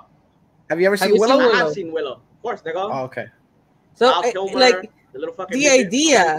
Matt Mardigan, bro, get it straight. Matt Mardigan, thank you very much. The that idea character's so fucking badass. That character is fucking ridiculously badass in that movie. But the idea came from him. I don't remember. Setting up a fucking diorama of Willow action figures. Primero que nada, where the fuck do you get Willow action figures? I want to know. For a friend. Motherfucker that has a lot of money and goes on eBay and it's like, oh, 9,000 for a action figure. Whatever. It's okay. It's a production. It's what is it? It's study for a production. Bill it to the studio. Exactly. It's like what was it? Business expenses. Yes. Lo que sí te voy a decir, esto va a ser otra de esas películas A24 donde like, la gente va a estar jajado por el mismo medio. Van a haber críticas de gente que la entendieron y no le gustaron, no le gustó. No la entendieron y no le gustó. Gente que le encantó y no entendieron. Y gente que lo entendió and loved the shit out of it. Like, there's gonna be straight down the middle when it comes to people. This movie's gonna be divisive as fuck. Yeah. What I will say is, what's the main character's the Patel? His last name is like Patel, right? Patel. Yeah, Dev Patel. Dude, really good acting. Really fucking good acting. Like, I'm talking about really, really, really good acting. The chick from Have you seen some of his movies though?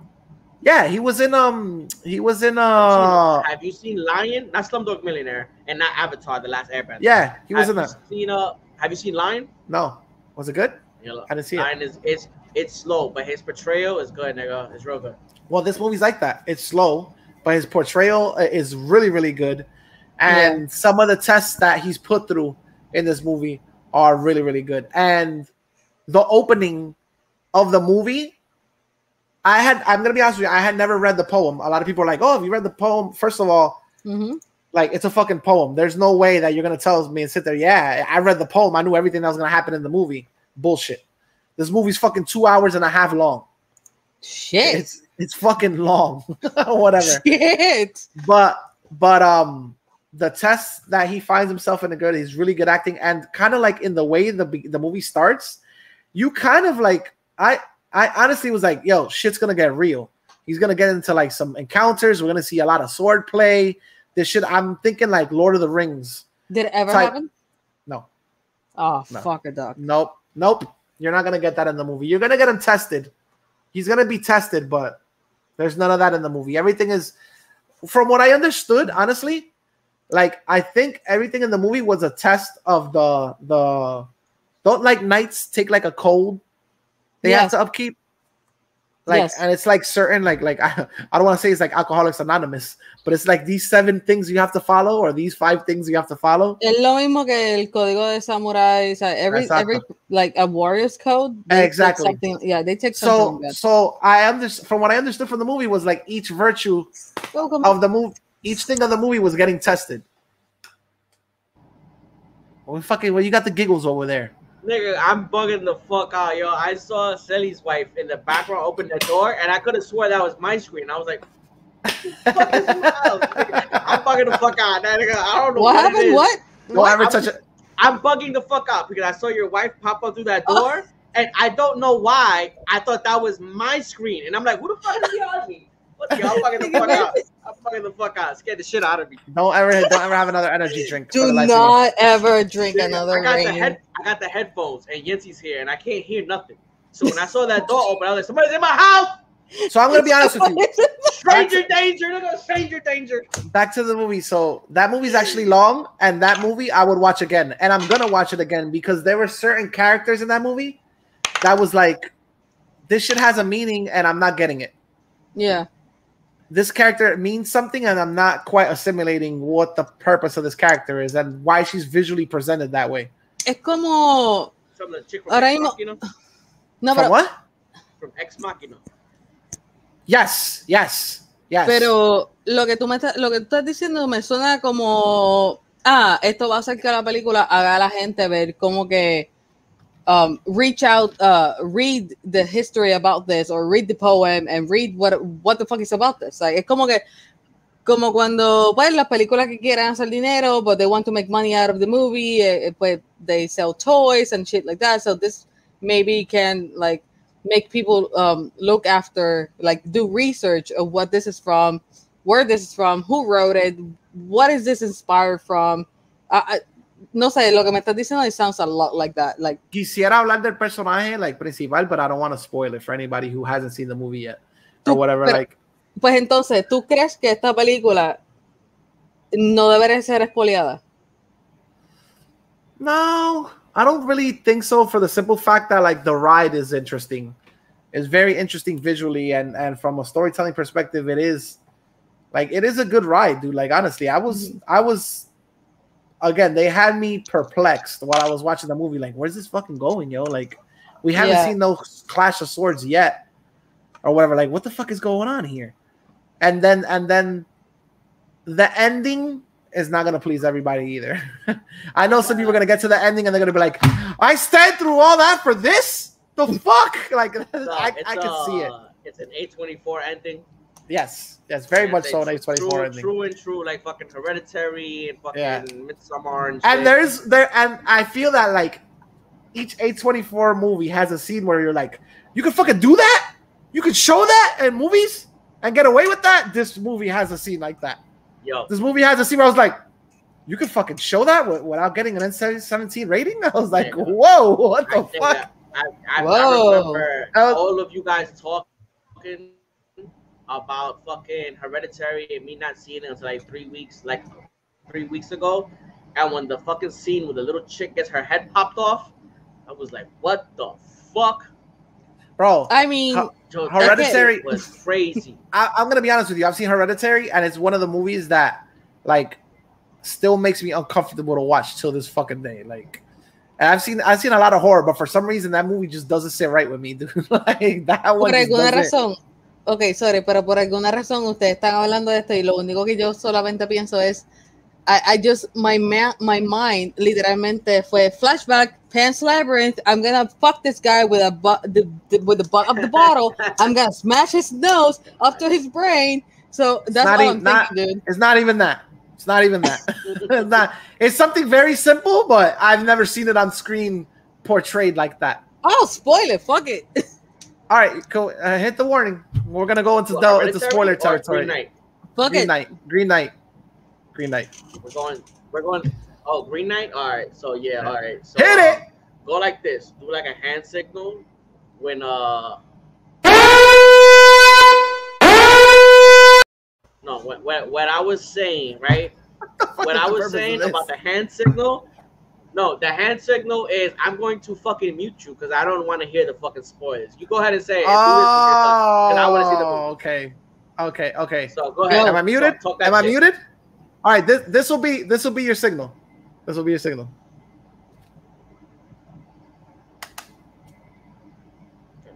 All right. So Sally, throughout the whole movie, this character is thrown. He's King Arthur's nephew. Pero él es un nephew, como quien dice, o sea, he is his blood, pero te hace sentir como que they've never acknowledged him as part of he's reaped all the benefits of being part of this royal family. Wait, que parecía robo. Dale para atrás. What? Something happened to your internet, bro. You can't hear me? Can you hear me? Can you hear me? Mia, you're frozen. No. Don't really? Go away. Oh shit! Can you hear me now? Oh shit! En serio, cuando vas a decir los spoilers, oh my god, this is so fucking like. Sally says I'm frozen. Okay, déjame decirle, Alex. Okay, ya, you're live. Can you hear me? Yes. No, ahora sí. All right, so I don't want him to. I want to make sure he's not listening. Can you hear me? No, he cannot. No, he cannot. I was but you can. But you can. All right, but you can. Yeah. Okay. Anyway. I was actually going to write. Oh my god, he just froze. Okay, so this character, he's King Arthur's nephew, and he's like, he's never been like really acknowledged as part of the royal family. He reaps all the benefits. He's spoiled or whatever. Él se pasa los kind of like los puteros metidos. He has money. He kind of, I think he sleeps in the castle, blah, blah. They don't really show you how spoiled he is, but you get the gist of it. Because él no es un por diosero. He's not poor. He's obviously, but they show you. He obviously reaps benefits. And people are asking him, have you been knighted yet? Have you been knighted yet? Or whatever. Y él no ha hecho tres carajos. So you're like, obviously he's been entitled. He hasn't really earned anything. Everything has been given to him. Okay. They show you the king finally wants to knight him, but he doesn't really know him. So he sits him next to him and he tells him, I don't know anything about you, nephew. Like, cuéntame, leyenda sobre ti. ¿Qué es tu vida? Cuéntame. And he tells the king, I have nothing to tell you. I really don't have any legends. And the king's wife, which is his aunt, tells him, you don't have any legends yet to tell. But don't sit idle among all these, because remember, they're in the Knights of the Round. Yeah. Or whatever. He's like, when you look at them, they're all legends, but don't sit idle among them. Search for your own calling or whatever. And then all of a sudden, the Green Knight comes in, and he basically says that he tells the king, he challenges him to strike him or whatever, or they're gonna duel. And if he strikes him, he has to a year later devolverle el mismo cantazo a la persona que se lo dio. So el muchacho, por querer crear su propia legend, he beheads the Green King. Like he was he wants to prove himself so bad to the king, and at the same time he's like a spoiled kid or whatever. He doesn't really know the weight of what being a knight actually is.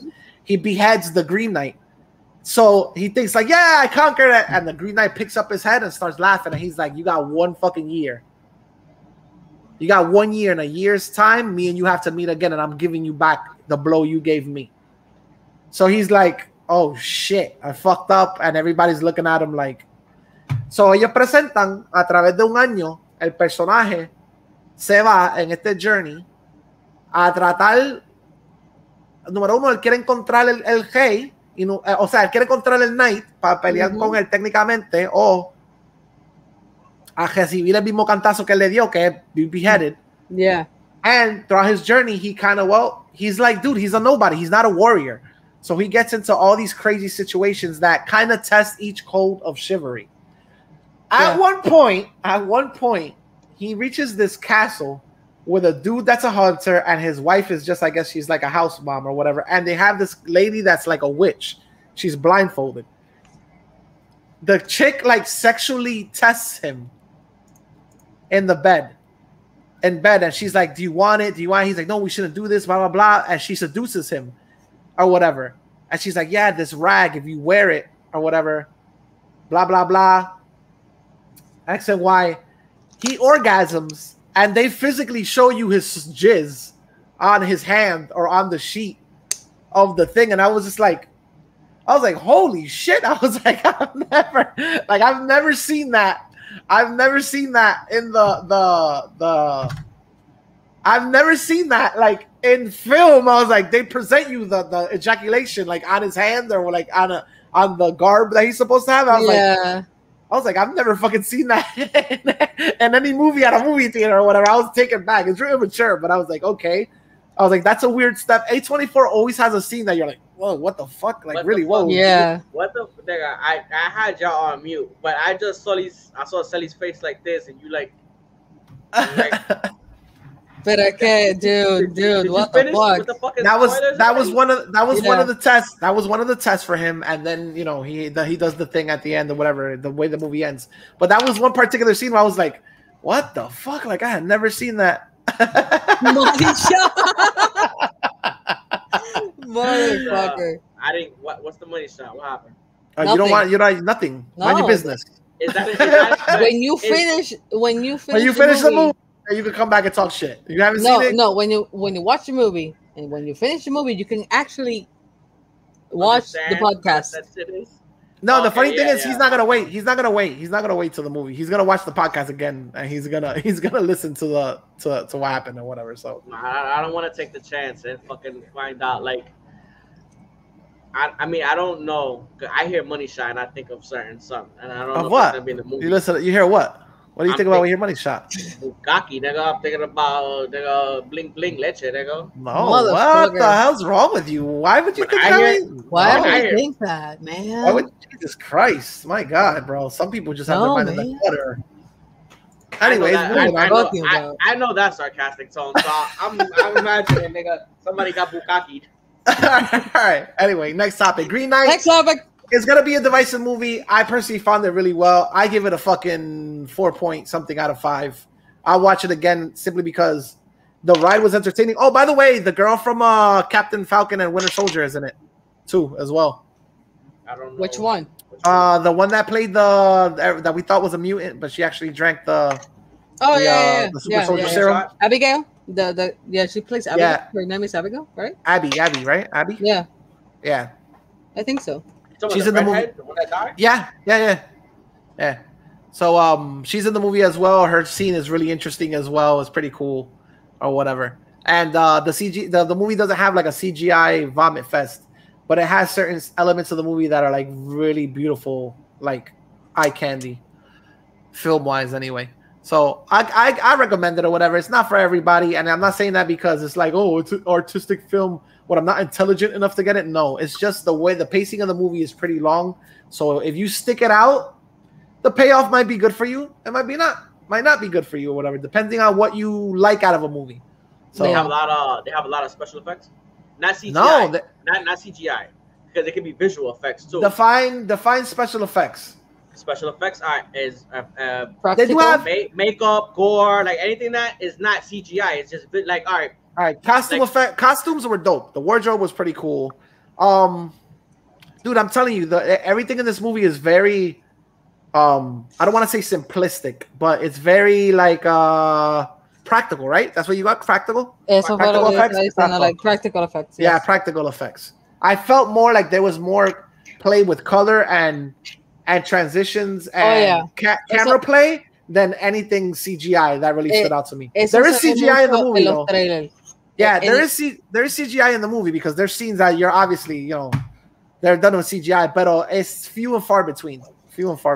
En el trailer eso se notó mucho, el camera placement, like the angles and everything. What te digo? I don't know shit about the science behind camera, so there could be scenes where the entire backdrop was a fucking CGI thing and I just didn't notice. Like maybe they weren't in fucking England, old England. Maybe they were in el barrio de Santurce and they filmed it. Like I don't know what the fuck. Like en la garita. Yeah, estaban en el catedral ese al lado de combate. And maybe they were there filming and like.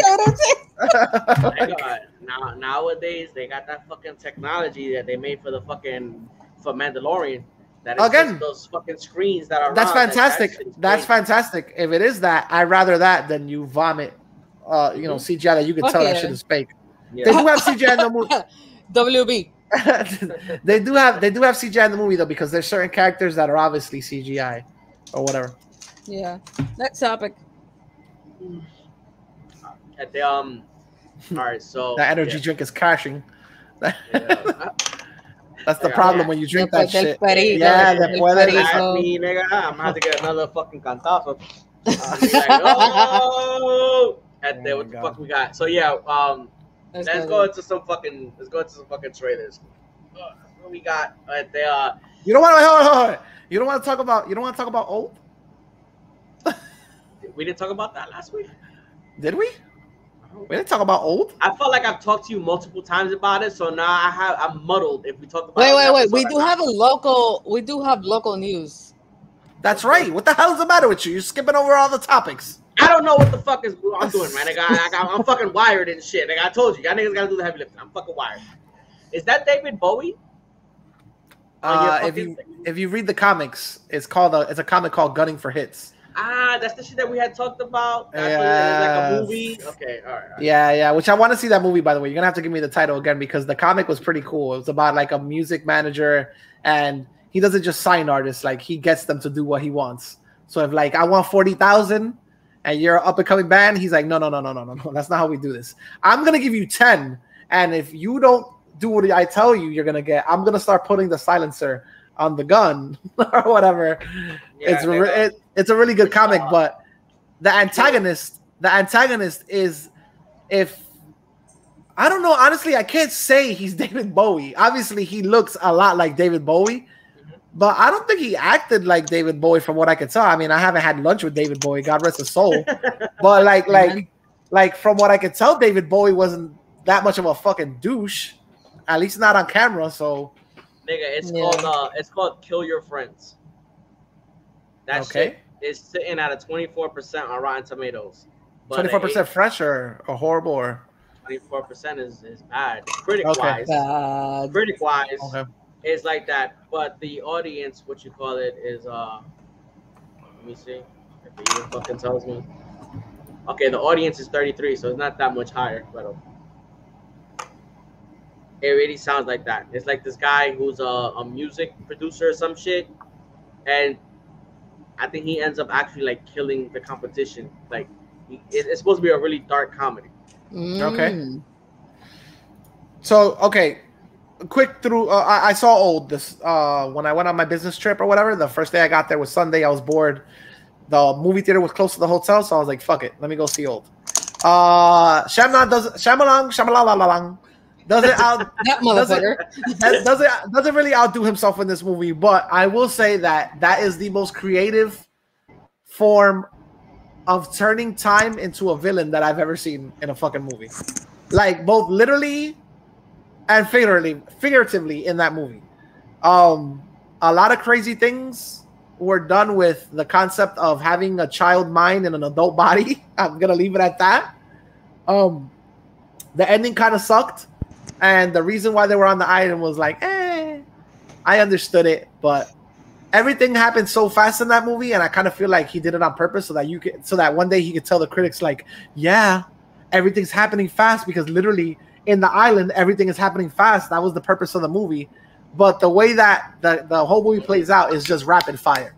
It's just like, oh, this guy's going blind. Oh, this guy is now senile because time passed by too quick, and that was his destiny. He was going to be senile. Oh, that chick was 5 years old when we first saw her, and 5 minutes later she's 15 and now she's pregnant. Oh, this chick was all about her body, and now she's super fucking old and she has osteoporosis, and life dealt her a horrible fucking card. Yeah, it's like super fast, like plot points. It's just like bing, bing, bing, bing, bing, bing, bing, bing, bing.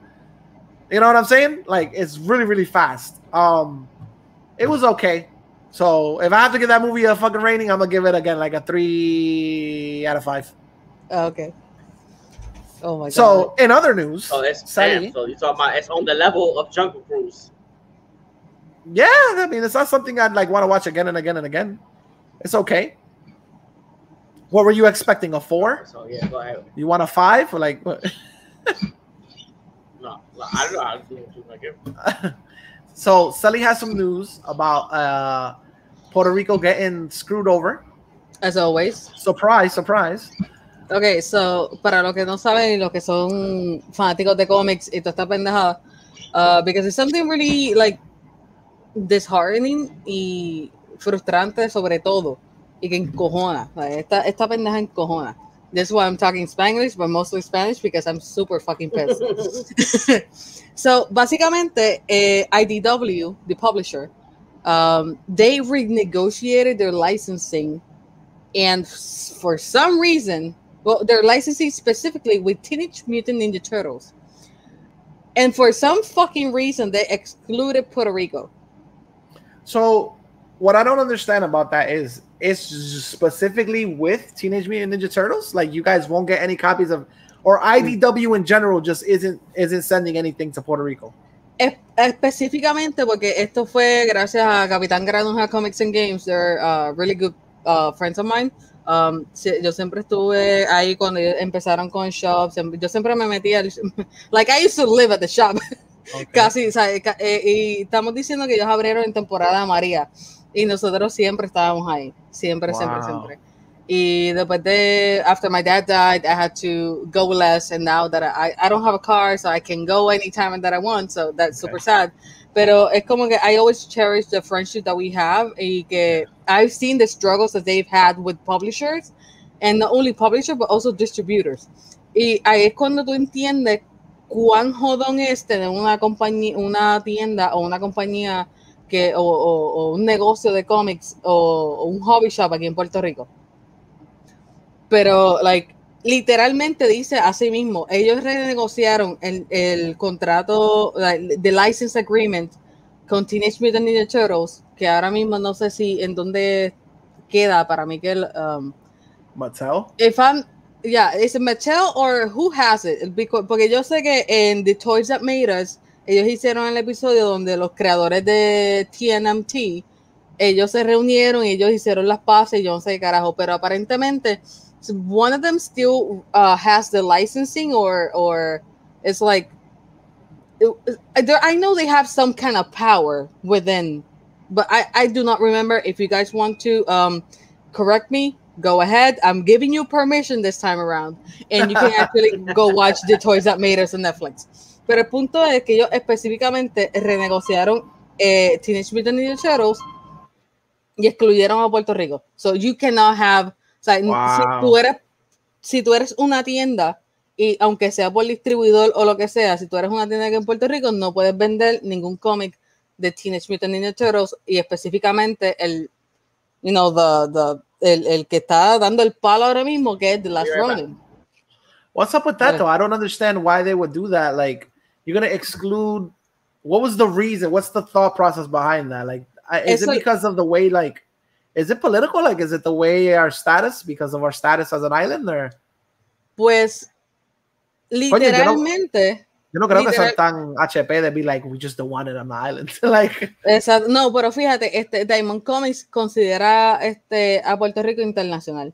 Esa es la cuestión. Muchas de estas cosas, aunque lo creas o no, llegan por barco.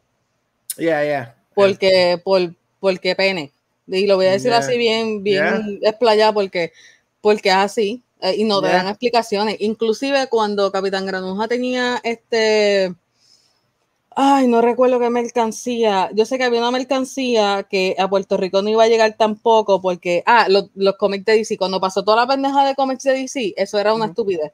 Porque ellos se salieron de Diamond, o sea, DC Comics se salió de Diamond y entonces tú lo tienes que ordenar directamente con ella. Es un crical. Pero, o sea, y tampoco me voy a poner contactísimo ni tampoco a meterme en tanta cosa porque en verdad todo esto a mí se me olvidó porque esta es información de que uno le llega porque pues uno es fan de cómics, tú los pagas, tú los compras, ¿sabes? Y tú estás como que en el hype de, viene el próximo issue, I want to know what's going on, entonces, ¿sabes? Por lo menos Capitán Granuja es uno de los pocos que te dice, pues mira, esto está pasando con el distribuidor, no nos quieren llegar o no nos llegan, a cada rato a ellos le llegan los shipments late. And I always supported them porque ellos siempre han sido súper transparentes y bien informativos con todo lo que es su mercancía. So if you really want a very good comic book shop and you want to support a local comic book shop, you can support any comic book shop that you want. But my preference is Capitán Granuja, hands down. Y no es que, not only because of my friends or anything, es porque I know the struggles each and every comic book shop has gone through in this fucking island. Y es por cosas como esta. La gente dice, no, que aquí en Puerto Rico no llega un carajo, que siempre aquí la gente no, como que los comic book shops siempre, ¿sabes? Son los malos. Pero cuando vienen a ver, las compañías están haciendo decisiones como esta que excluyen a Puerto Rico, el producto a ti no te va a llegar. So, Nick, can you throw something up on the screen? If I gave it to you? You want to send it to me through WhatsApp? Yeah, I think you could just... Yeah, go ahead. Send it never mind. Never mind. Everybody who's listening, if anybody's listening to this, if you want to voice your displeasure, their Twitter handle is @IDW Publishing. Nigga, or whatever. If you put it on your screen, remember, you could just share your screen and I could just put it up there. Okay, never mind. You're lazy. Pero también, para que sepan, mira. Sí, send the picture, pero para seguir con esto, es porque I feel so, like, it's not like I'm hurt, porque, sí, yo estaba leyendo The Last Ronin, pero yo no lo estaba comprando. Por el simple y sencillo hecho de que my financial situation, pues, no me lo va a permitir en estos momentos. Pero anyway, doesn't matter, that doesn't matter. Lo que importa es que, esto de la encojona porque somos tratados como internacional, somos excluidos cuando nosotros le hacemos dinero. People from Puerto Rico are fucking fans, like they go fucking crazy for Teenage Mutant Ninja Turtles específicamente también, y esto de The Last Running estaba rompiendo récord en todo el mundo, So no what's the solamente deal? en Estados Unidos. Not to plug them, but at this case, what other opportunity are you giving the people if they wanted to purchase the Ronin? Like, what are their other choices? They can't buy it. They can't buy it directly from any comic book source on the island. They have to go fucking Amazon it. Yep. Y lo que yo estoy pensando es, Twitter handle. Yes, that's IDW's Twitter handle. So everything. Send them a message. Tell them how fucking discontent you are because they fucked it up. That was on their half. It had nothing to do with any of the comic stores. Exacto. Lo que yo estoy viendo es que hay un loophole y yo no quiero ver que esto sea realidad. Hace tiempo se está vendiendo cómics y graphic novels y volúmenes y manga en ciertas tiendas, o sea, en megatiendas. Y lo voy a mencionar porque quiero. En megatiendas. O sea, esto lleva lo que es Walmart, Sam's, Costco, I've seen it. O sea, si tú te pones a ver, esto lleva tiempo. Y lo que pasa es que ellos quieren como que, ¿sabes? Venderle a las masas. Pero lo que ellos nunca le van a dar a la gente es tuvieron el feeling, la experiencia de un cabrón comic book shop. No, hablar con los dueños, hablar con los que estén trabajando allí, with the clerks, hablar con gente que le gusta a ti, ¿sabes? Que le gusta lo mismo que a ti, ¿sabes? You're never gonna give them that.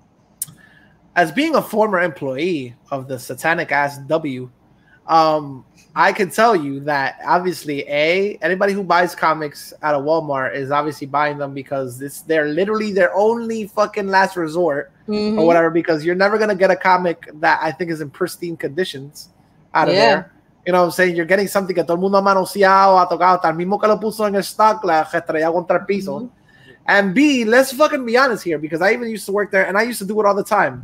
You're never gonna, if you go to somebody and be like, do you have issue something, or do you have the paperback? The guy that's there is probably gonna be like, yeah, let me scan it for you. Yeah, there's none left in the system, so you know, nobody's gonna attend you. Nobody's gonna give you that loving care as you know, as the comic book shops. Honestly, como esta compañía al sol de hoy no saben that we are fucking American citizens, lo queramos o no, y toman estos shit decisions, dude. Yeah, it's the constant fight of the status. You know, on the y lo peor de todo es que cuando ellos se quejan con ellos, bueno, vamos a mencionar los Diamond Comics y el sales manager de IDW, ellos literalmente les dijeron, por lo menos a Capitán Granuja le dijeron, no nos proveen explicación más allá de lo que no pueden hacer nada al respecto. Like, what the fuck? But that's what I'm saying. I don't know if you guys explained it because I walked out to say something. No, it's fine. But they didn't give a reason why, right? They just said that was it. Is it just Puerto Rico or is it like all international? Like it's only America that they're gonna have the last run? Hasta donde yo sé, excluyeron a Puerto Rico específicamente. So we're talking about in Latin America is gonna come out? You know what I'm saying? Esa es una buena pregunta. Pero eso es una buena pregunta, pero recuerda, tampoco muchos de estos cómics llegan a Latinoamérica. Eso también es una pelea porque si recuerdas, en DC Comics, yo había hablado de esto también en algún punto dado, donde habían ciertos cómics. Era DC Metal. Yo sé que era DC Metal y que iban a sacar distintos covers de distintas bandas, pero ninguno iba a salir en Estados Unidos, iban a salir en México, en Brasil, yo creo que en UK, porque salía Ozzy Osbourne, y o sea, eran como 7 diferentes covers, pero none of them were gonna come out in the United States. Y la gente estaba como que me molesta por eso, como que, pero, like, what the fuck. Pero al mismo tiempo, when you think about it, none of these comic book shops reciben mucha mercancía de Estados Unidos. Yeah. Eso es lo que la gente tampoco piensa y ve. Y la cuestión es que aquí en Puerto Rico tampoco es la primera vez, porque como ellos continúan en el post, ellos dicen, no es la primera vez que sucede, cada vez que intentamos ordenar Star Wars Adventures o publicaciones de Disney bajo IDW, quedamos excluidos y nos las cancelan. Pero en este caso ya habíamos recibido los primeros 3 issues y sus reprints sin problema. Le exigimos a IDW una explicación, ya que son la única casa publicadora que excluye a Puerto Rico porque lo consideran internacional. Ni Marvel, ni DC, ni Image, ni Boom, ni Aspen, ni Dynamite, ni Archie, ni ningún otro los discrimina de esa manera. It's fucked up. Damn, dude. IDW puts out some good shit too. Let me tell you. Yes, I love IDW. They put out some really good shit. I just wonder what could be the reasoning behind that, because I mean, like, from an economical standpoint, I don't understand, like, what would they have to lose from excluding it? You know what I'm saying? Like, I don't think they're gonna be taxed so much more sending their comics to Puerto Rico than Marvel or DC or Image does. So I'm like, what has me, you know what I'm saying? Like, why? What was that decision? What was that decision based upon? I don't know. Why is it? From what I understood, it's certain properties too. It's not everything. It's not like IDW as a whole. It's like, yo, you can't get Teenage Mutant Ninja Turtles, you can't get the Star Wars one, and right? Was it like that? Básicamente, Star Wars Adventure, anything about Disney, Star Wars Adventure, anything Disney, or ahora mismo, pues, TNMT. Y específicamente también The Last Running, porque The Last Running es lo más que está pegado ahora mismo en cuestión a TNMT. Y, o sea, hermano, I cannot, like, push this enough. Like, I cannot, like, make, like, I don't even know how to explain it, pero es que I cannot stress this enough en cuestión de que aquí hay tanto fan. Ajá, exacto, como que Power Rangers. Imagínate if they do that with Power Rangers. I don't think Saban ever is going to do that, pero imagínate que Power Rangers nunca llega aquí a Puerto Rico. There's a shit ton of fans. That's what they released their comics through? Yeah, they're still releasing they released those comics through IDW, and Power Rangers still comes. No, eso fue el Boom. Same company. No, Power Rangers Boom. Yeah, Power Rangers is Boom. I remember now.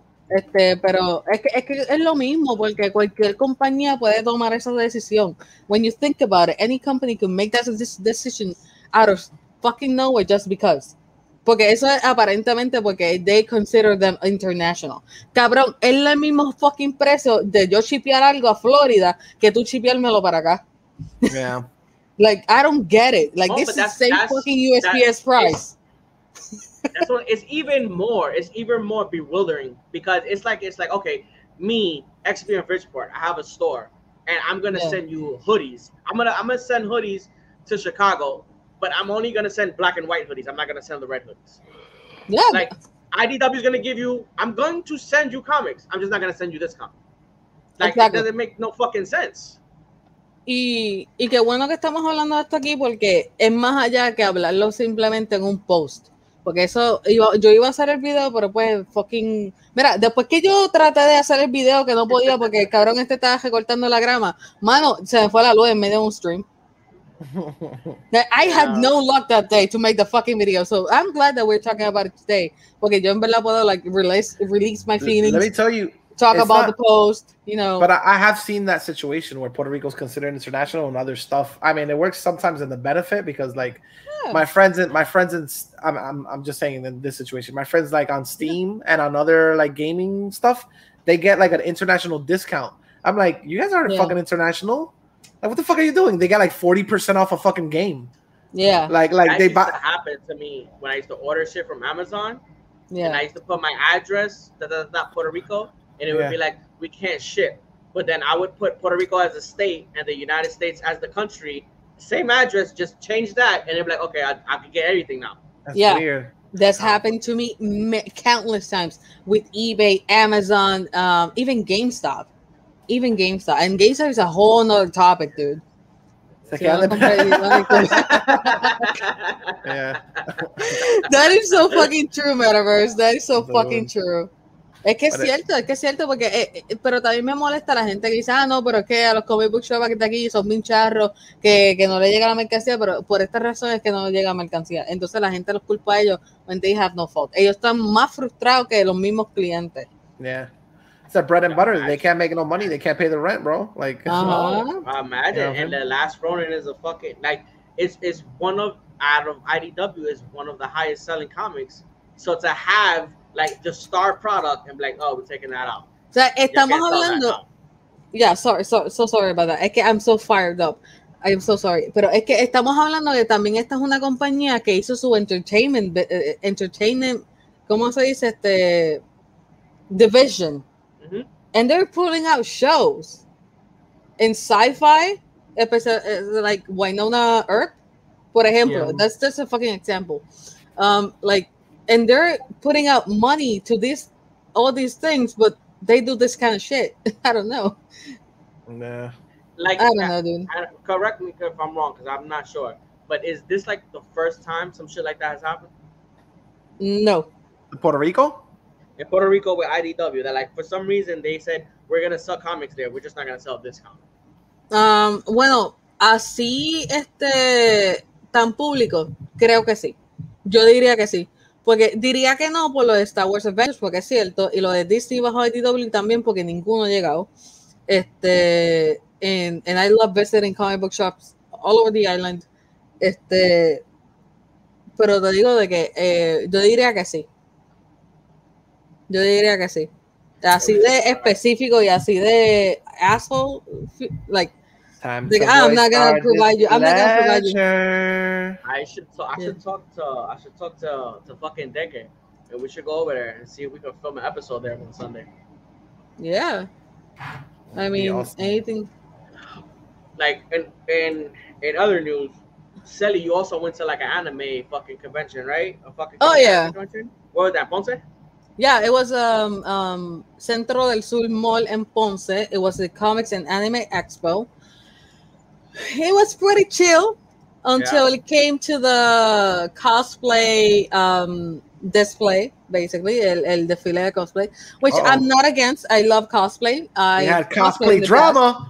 We got cosplay bochinche. I saw a lot of Loki variants over there. Oh, yes. I saw one of them that was like, oh my God, she was so amazing. There was a Loki variant, like a female Loki variant, and she was fucking amazing. Were there pictures? Nobody know where to find pictures of the event? I have them on my Instagram because I saw one of them that she's like a local artist. Damn, I can't remember her fucking name, so it's fucked up. Dude, she did one with like a little croc. She had her little crocodile, what you call it, fucking little croaky. Croaky, bro? She had croaky, and she was dressed up like a variant of fucking. You want to laugh? You want to laugh? I've always said croaky. I get pissed off when people say cocodrilo. He's an alligator. Yeah, he's an alligator. I get mad triggered when people call him something else. Croaky sounds so good. He's a fucking alligator. Lucky gator. Pero like, I mean, o sea, en cuestión de que, okay, I love cosplay and I love to see the runway show and everything. However, en tiempos de pandemia, that shouldn't happen. En el sentido de que you're gonna get es más que obvio that you're gonna get a crowd all over the stage. Nobody's going to fucking social distance. And with the news about people getting, like, people our age, like from 20 to 29, they're getting sicker and there are more hospitalizations. Y hay más, like, there are more cases rising and shit like that. Like, everybody was wearing their mask. There wasn't like anybody not wearing a mask, and I was super happy about that. But that's not everything. You can still get. I'm 34, so I'm good. That nigga, I was about to say that. Yo, Migs, we're not in that 20 to 29. I'm 33. No, I know. She said us. We're in that 2029 range. And my tear were like. She was like, not the fucking viejo. That's why I said. Younger age. That's why I said it like this. us. Us, not like you old fucking croakies like, over there. Ustedes van a coger seguro social. Ustedes ya están para coger seguro social. No, but for reals, había mucha gente. I want to shout out, but not really. It's not that I want to shout out. I want to expose the bitch at Claro. There was a bitch at Claro that was making fun of the cosplayers. Fuck that bitch. Yeah, fuck that bitch. And Claro. Fuck all y'all niggas. Yeah, you don't pay me. First of all, fuck Claro. And I'll say that shit loud and proud. Claro is fucking garbage. Yes. Worst customer service on the face of the fucking earth. And their call center are full of horrible human beings that literally, if you ask to speak to a manager, they will say no because I don't feel like it. Horrible service. Fuck you, Claro. How do you get away with that? Dude, Claro is horrible. When I tell you their service is horrible, bro. Horrible. I don't know how the hell they survive. They survive. You know why they survive? They survive off of places that's awesome. It's a blurry ass. It looks like if I was drunk. I could see here, dude. It won't focus. Beer goggles. All right, fuck it. Can you just give the link? Yeah, Yeah, put it over It's here. It's on Instagram. Yeah. So. Thanks, Nick. You put your arm out there. Thanks, bud. All right. No, but legit, el cosplay runway was amazing, pero era en un sitio bastante incómodo porque era como que en el mismo medio del mall donde hay, es como decir un cruzacalle porque it was like, oh, you can go like up and down and sideways. It was like in the middle, it was a very small stage and it was a very uncomfortable place to be at porque era demasiada gente junta, and that's the only critic that I would say. Like, it was amazing. Like, a lot of people had amazing cosplays. There were amazing stores. Había, si me acordara el fucking nombre, I would shout out this girl from this booth that they were showcasing 3D printing pieces. Zoom in, Nick. Zoom in, dude. Okay, cool. Clear? Yeah. Oh yeah, that's the one. Cool. This one. No wait. The the female. That one. The female president. The other one. This one. That one is no. The female one. Yeah, that's the one that I saw. Not the one with the alligator. The other one. Yes, that's the one that I saw. She was awesome. I saw someone dressed up. I don't know if it was at here, but I saw somebody sent me a picture of somebody dressed up as like Rita Repulsa. I don't think I saw her, but anyways, they're all amazing. I swear to God, all the cosplays were amazing. I saw so many fucking bears. I did not see that girl with the alligator though. The alligator, that mask. I think her name is Soma cosplay. Like, I've seen her. What you call it? Well, she's fucking awesome though. Loki, like, oh, I saw that dude. The guy dressed as Loki, but with the regular clothes. There you go. Yeah. Shout out to Soma. Yeah, she has a couple of what you call it. No, the pictures I saw must be from another Comic-Con because it looks like it's in a dome. It doesn't look like it's in a mall, so this must be from somewhere else. Nigga, I already talked to my daughters, and they want to go to Comic-Con, right? The one that's coming up, Comic-Con Puerto Rico. Yeah. Nigga, Khaleesi wants to go as Tanjiro, and Aaliyah wants to go as Nezuko. Dude, that would be fucking awesome. And then Yancy is gonna go as Rengoku, and I don't know who the fuck to go now. I don't know if I'm gonna go as Senutsu. I don't know what the fuck I'm gonna do. If you go at Zenitsu, I will fucking die. You should use that. You should put on that pedo bear outfit. bitch, that was Ted. Get it correct, my nigga. That was Ted. Nicholas dressed up as Ted for Halloween one year, and he looked like the meme from the pedo bear. Let me see. I think I got the picture. Let me see if I can get that shit. That would be fucking amazing. Keep on talking. I'm gonna see if I can. But anyways, yeah. The convention was pretty cool. I didn't stay long because COVID shit. I know some people think it's a hoax. I don't take it as a hoax. I'm vaccinated, but I still take care of myself and others because my wife is fucking asthmatic. So fuck you guys. That thing is a hoax. So yeah, siempre he querido decirlo live, pero anyways, now is my chance. No, la convención estaba bastante buena, bastante organizada. Everybody was with their mask on. It was inside a mall, and there were a lot of people selling stuff. There were local artists, which I truly appreciate. I couldn't stay long because there was a lot of people. Because at that same moment that we were actually like looking at the booth and spending time with people and shit like that and talking to others, it was a time that the cosplay runway happened, and yeah, it was impossible to walk through that, and we just decided to leave, and we actually went to Capitan Granuja, and then we grabbed some food, grabbed some beers, and then came home. But to me, I understand the hype porque es la primera convención after the pandemic. Yeah, it was the first convention after the pandemic. And everybody, like, we love conventions. Like, I love going to conventions just to talk shit to people. And I don't know.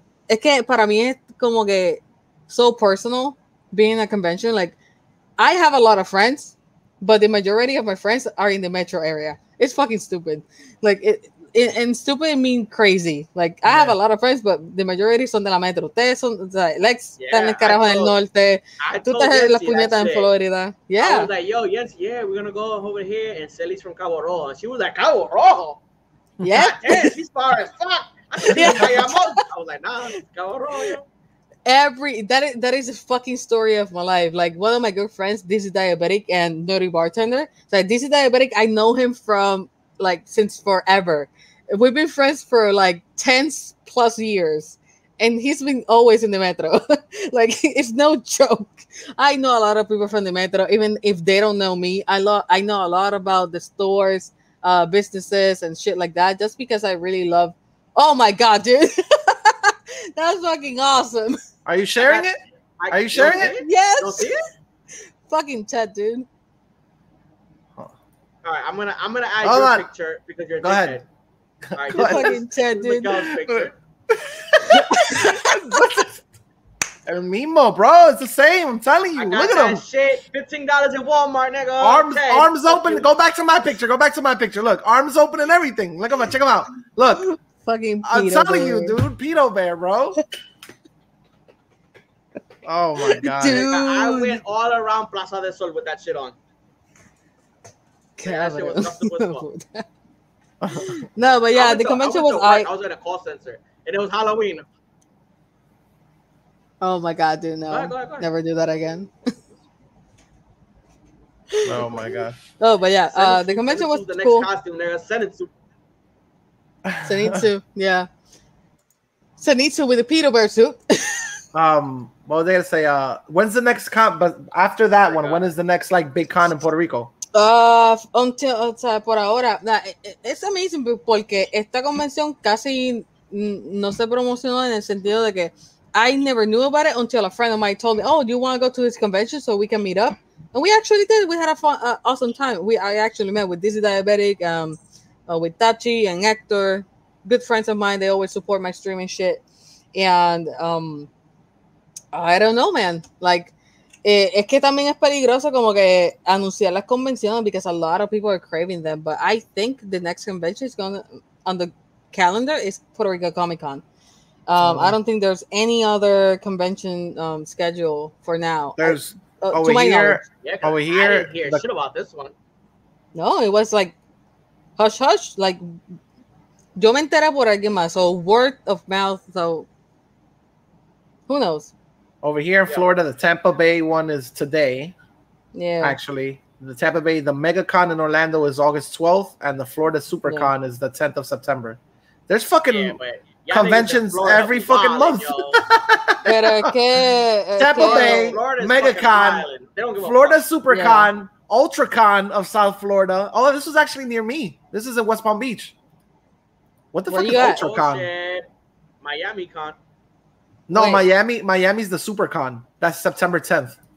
Nigga, Florida be wildin'. They don't give a fuck. August, didn't give a fuck when the pandemic started. August 28th is the UltraCon. Miguel, where you at? Don't tell me Jacksonville.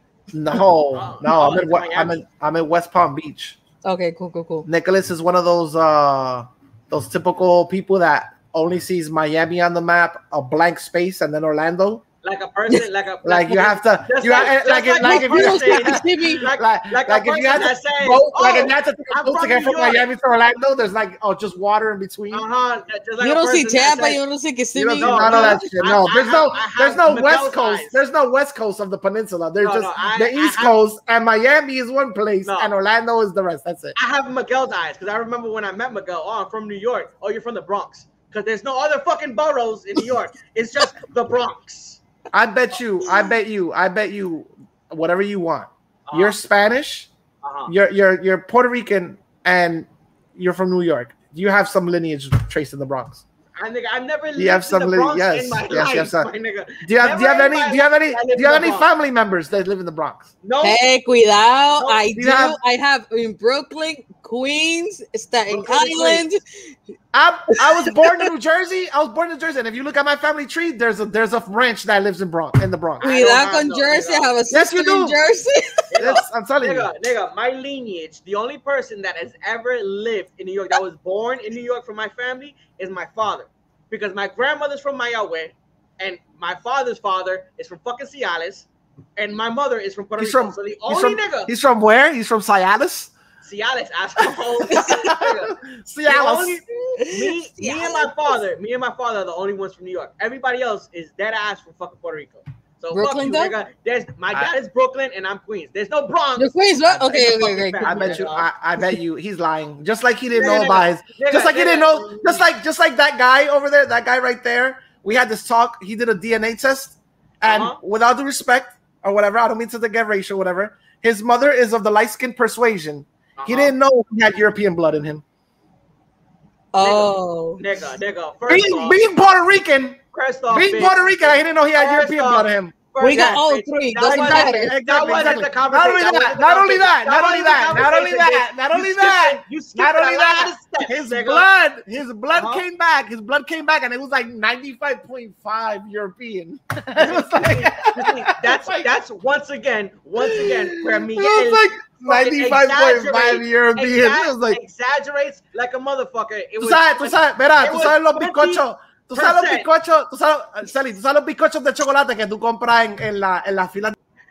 Once again, Miguel forgets who has the power here. Miguel forgets who has the power to do this shit. Once again, Miguel's talking out of his ass because it was 20%. 20%. It was the cakes. And then here we go again. Once again,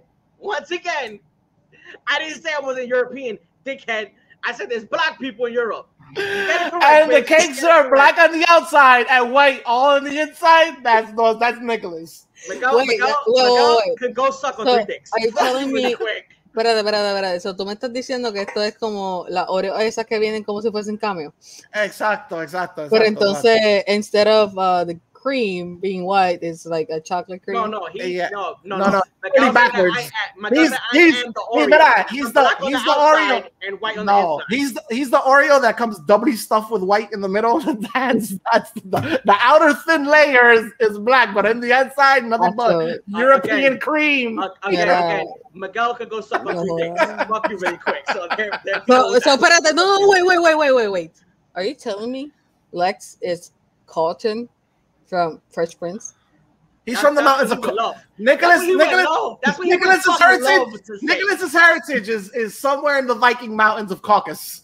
That's where his heritage comes from. You lucky that I don't got the link to that shit, so I can fucking flash my little fucking Aki and be like, where the fuck do you see 95%? All right. But I'm gonna save that for next episode. Episode, I'm gonna get that shit. Let's go to the trailer. Yeah, obviously, somebody. Convention was awesome. Wish it was better organized and no cosplay showcase because that's too many people in one place. So yeah. Before we go to the trailer, did you guys see that Batista Disney bundle commercial? No, what was that about? I'm gonna share that shit. You know. Oh God. I saw he looked like an old man. Somebody posted something, but I didn't really see what the hell it was. Yeah. What the hell is this trailer for? It's literally the Disney bundle package. They got Hulu, ESPN, and fucking Disney Plus. So what the hell does him being old have to do with it? I don't know why they went that way, to tell you the truth.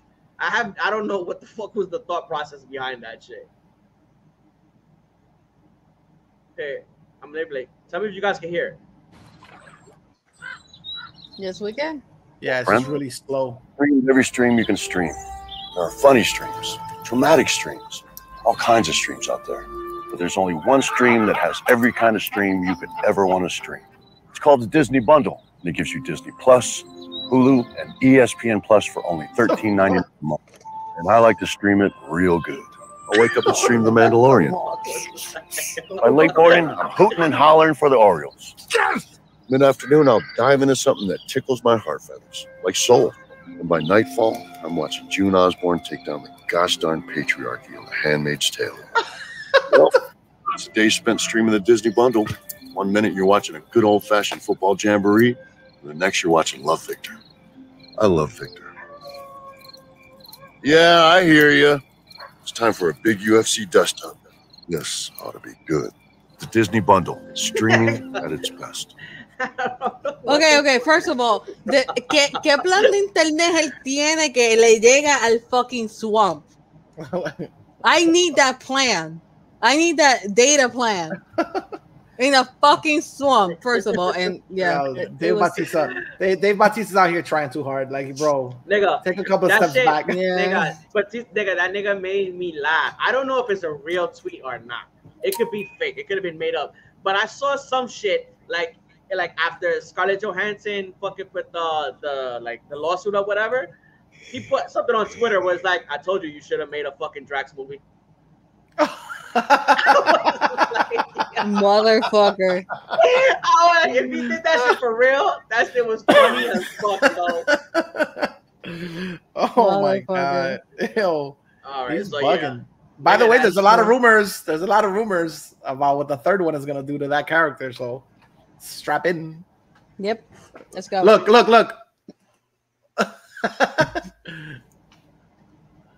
Why would I put the finger around my neck? Yeah, that's gonna probably happen to that guy. Yep. He's gonna die. Look, I mean, I don't know how much longer the Guardians are gonna be in the MCU to begin with. So I mean, let's see. They might just cut all the motherfuckers off. We'll see. It's a James Gunn movie, so you don't know what the fuck to expect. All right, so we're going to trailer talks. How the fuck can I hear myself? First trailer we're gonna go is into this movie called The Card Counter. This is how it starts. It builds and builds, has a life of its own.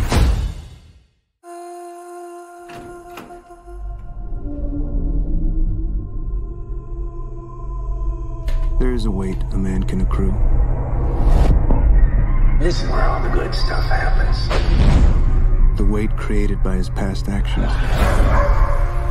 It is a weight which can never be removed.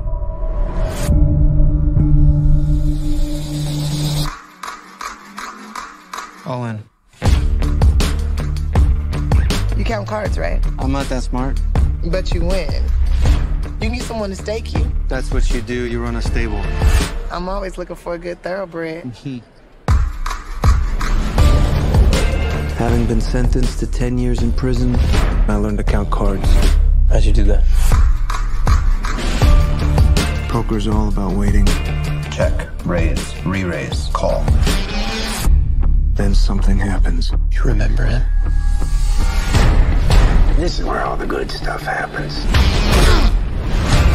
They made you the fall guy. You need to back off. You've been around him.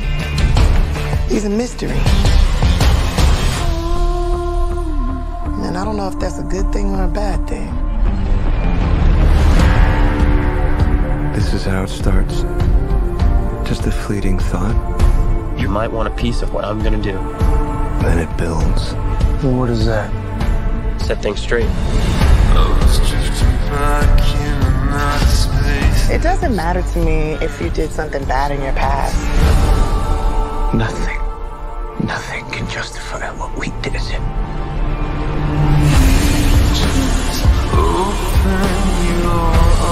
We are each responsible for our own actions. You know the phrase tilt, just like in pinball. Any man can tilt. You can tilt. Is it possible to know when one reaches the limit?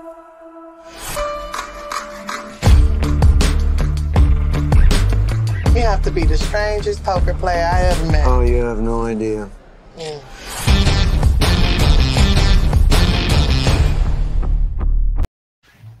I don't know why I thought about you. Oh, my bad. That came back. When I saw that trailer, nigga. You know why you thought about me? Because we have this weird mind connection like we've had for the past 4 years. Because I saw that trailer. I was going to send it to you. And then I said, this shit might be too lame to actually want to put on the podcast. Like, I was like, this looks like a Miguel trailer, y'all. Like the way this nigga dresses and shit, the way he acts, I was like, that looks like a character Miguel's gonna fuck. I actually saw it. I was like, this is kind of rough. I was like, maybe we might not want to put that, but I will be seeing it. So we're gonna be seeing it en un domingo por la tarde. Fucking bored. There's a part that just hits me at my most immature side. Like, at the part where he pushes this nigga on the bed and says, "It's glove time." I was like, "Whoa, this nigga's gonna diddle this nigga." He was like, "Get ready for the rectal exam." Yep. Like, what the fuck is going on here? I'm sorry, am I the only person that thinks that Tiffany Haddish is like really good looking? Nigga, when I saw this movie, Tiffany she gained some weight in all the good areas, nigga. Because she used to be mad pony, and now she got thighs and ass. But that moment when she puts the straw in her mouth, she like, I was like, God damn, oh shit. She's not fucking around, son. The next trailer I haven't seen, but a lot of people talking about this shit. It's for the fucking House of Gucci. So let's check it out. Oh yeah. It was a name that sounded so sweet, so seductive. Synonymous with worth, style, power. But that name was a curse too.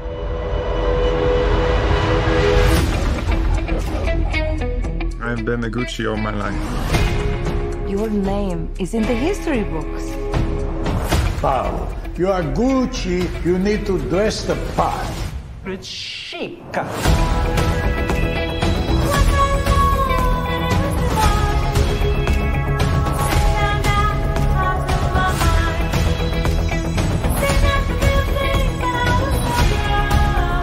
Gucci needs new blood. It's time to take out the trash. They're my family. So mine. You picked a real firecracker. She's a handful. Bravo.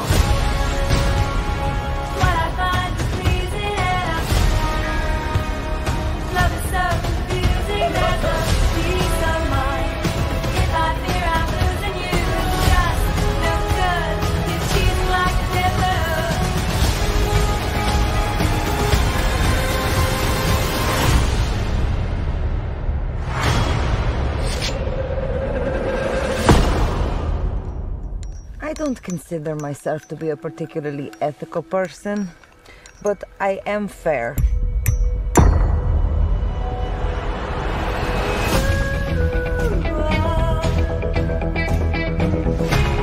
Can we keep a secret? Father, son, and house of Gucci.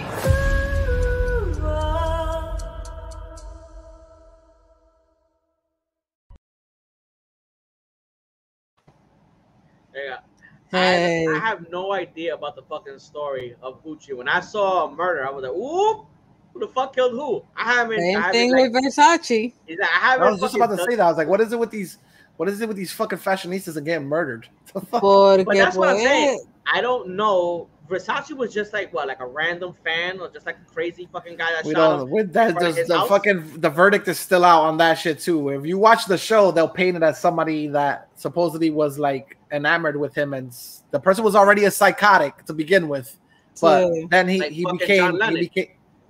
became obsessed with Versace, whatever, with the guy or whatever. Yeah, it sounds like John Lennon shit. I'll tell you the truth. I actually liked that show. That show was pretty fucking dope. I was hooked to the screen with every episode that came out on FX.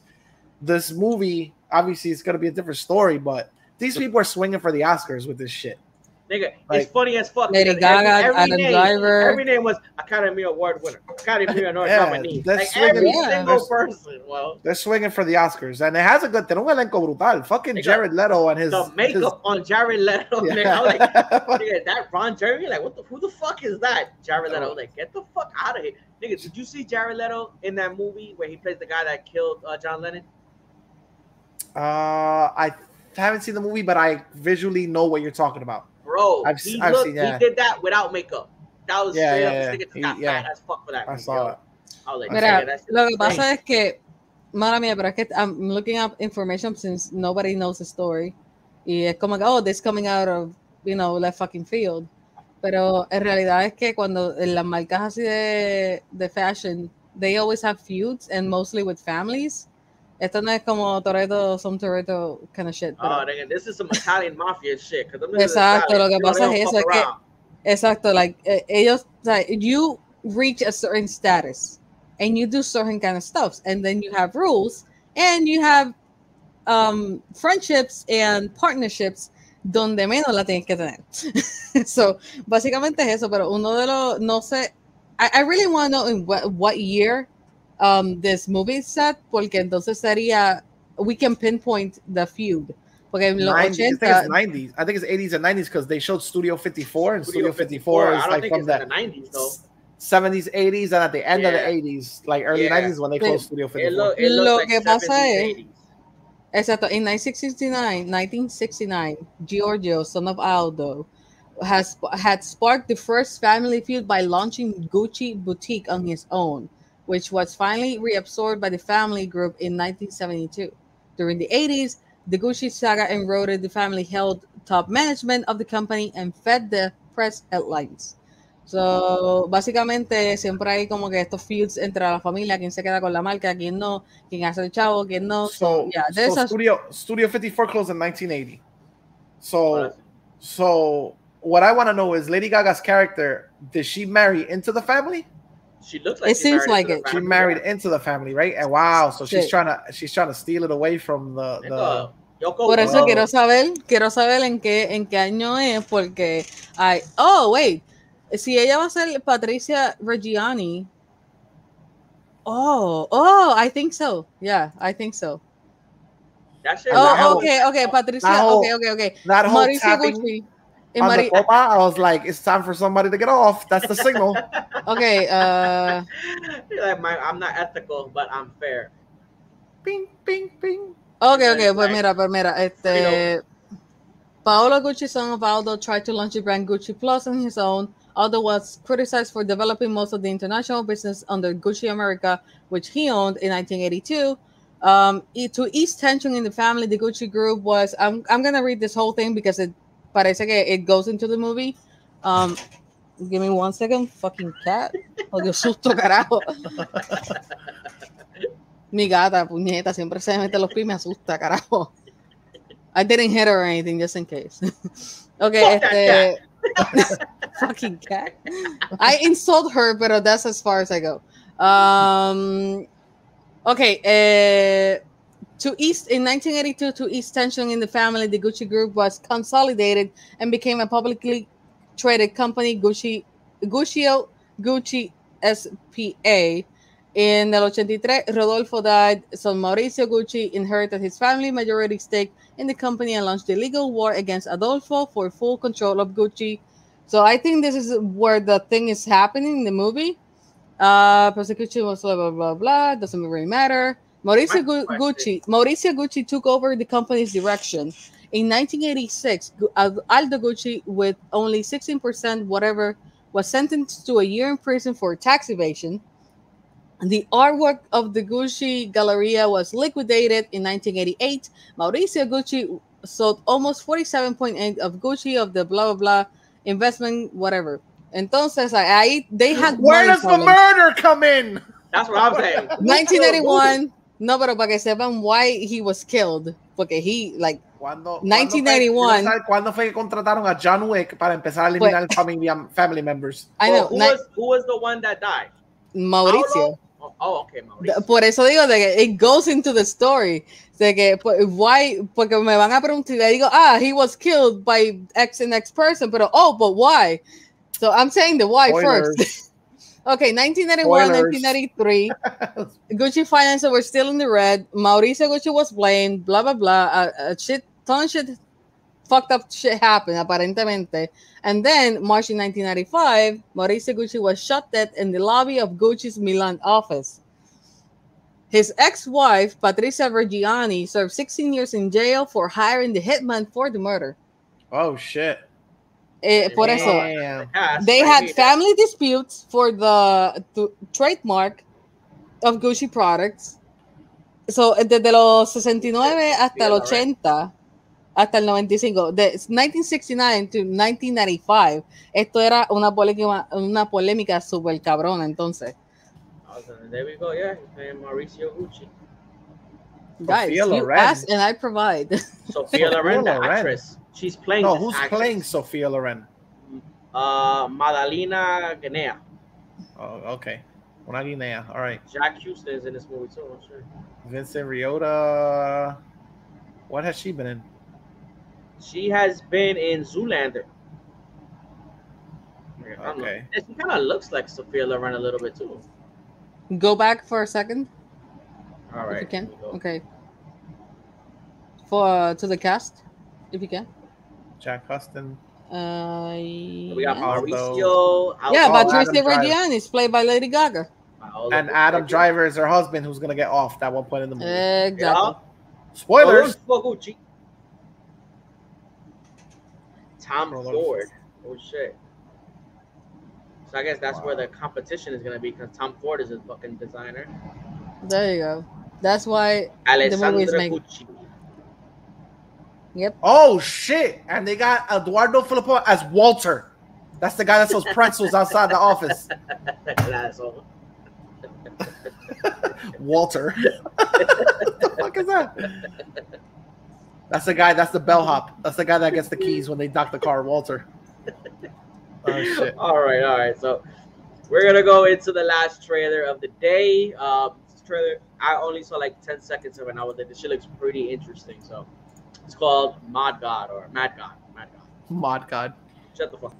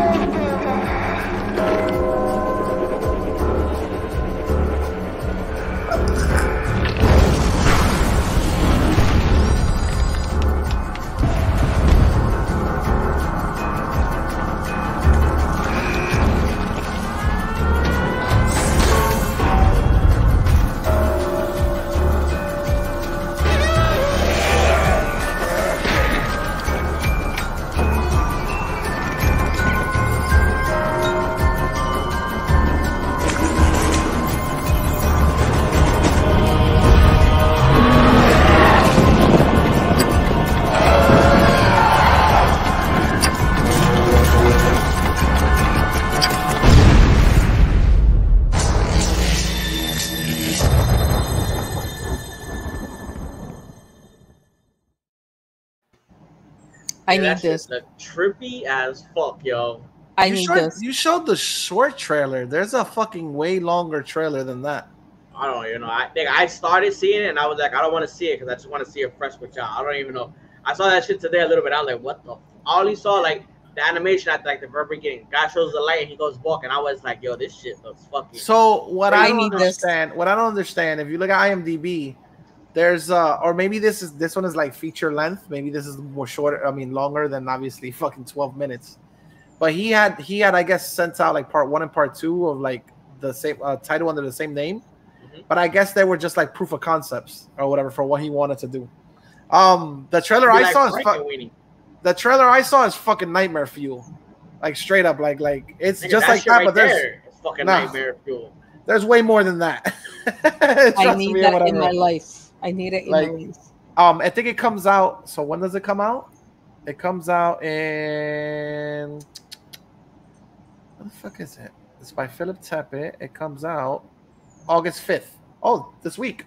God damn, that's what, Thursday? Oh, it says Switzerland though. I don't know if it comes out here in the same thing. It's an hour and 23 minutes. But it's coming out in theaters or it's gonna be, you don't know. I have no idea, man. It doesn't say. It does not say. Look it up for me because I need most likely it'll be in theaters though. Because that shit looks fucking trippy, yo. Not like trippy, but like it looks nightmare fuel. Like that's the word that you use. Nightmare. Like I'm looking at it and I'm like, yo, this shit looks scary. Like if I was a kid, this shit would be scary as a motherfucker.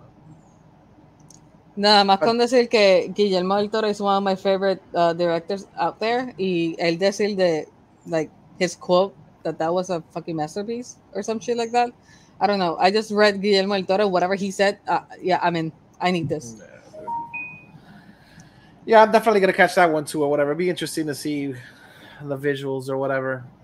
Yeah, it looks fucking awesome. It looks fucked up, so it's definitely one worth the watch. Yes. All right, so yeah, that's it for today. Another great episode. We hit a lot of topics. Now remember, next Sunday we're gonna have the Triad of Force, so it's gonna be a Star Wars related episode. We're gonna be getting into season 1 of the Bad Batch. So, like always, I'm Lex. You can find me on XVN Bridgeport on Instagram, YouTube, Twitch, and Facebook. Remember, every Sunday at 1, we're here with the After School Club. Soon, we're going to have something special coming for you guys in the middle of the week. Once we have that planchado, we'll go ahead and we'll announce it. Everybody else, let them know where they can find you guys. Dale, Mix. You can find me only at one place, XV in Bridgeport. Like Nick said, we got something cooking up for the middle of the week. It should be interesting to anybody who keeps on following us. So stay tuned. Yes. Yeah, guys, you can find me on Twitch, everywhere else as Liquid Nebula, and we also restocked our dices at our shop. So thank you guys for letting me plug that in. Are you still selling the pops? Yes, I am selling all of my Funko Pops. Please, guys, get them. No fallado, because I need the money. Like, just come and get them. Get them the fuck out of my house already. Yes, please, get them the fuck out of my house. I don't need any more Pops. I need space. I need the money. Get them fuck out. Yeah. Anyways, lo van a ver por ahí en las redes de XV and Richford pretty soon. I am coming back to this week to stream. I'm coming back to Twitch this week. Awesome. Either tomorrow or Tuesday. It depends, but keep posted on my social media. Remember, Liquid Nebula. Yeah, that's it. All right, guys. So, get my as pops. always, thanks for the love. Thanks for the comments, the shares, the likes. And we'll be seeing you next Sunday. So, deuces. Peace.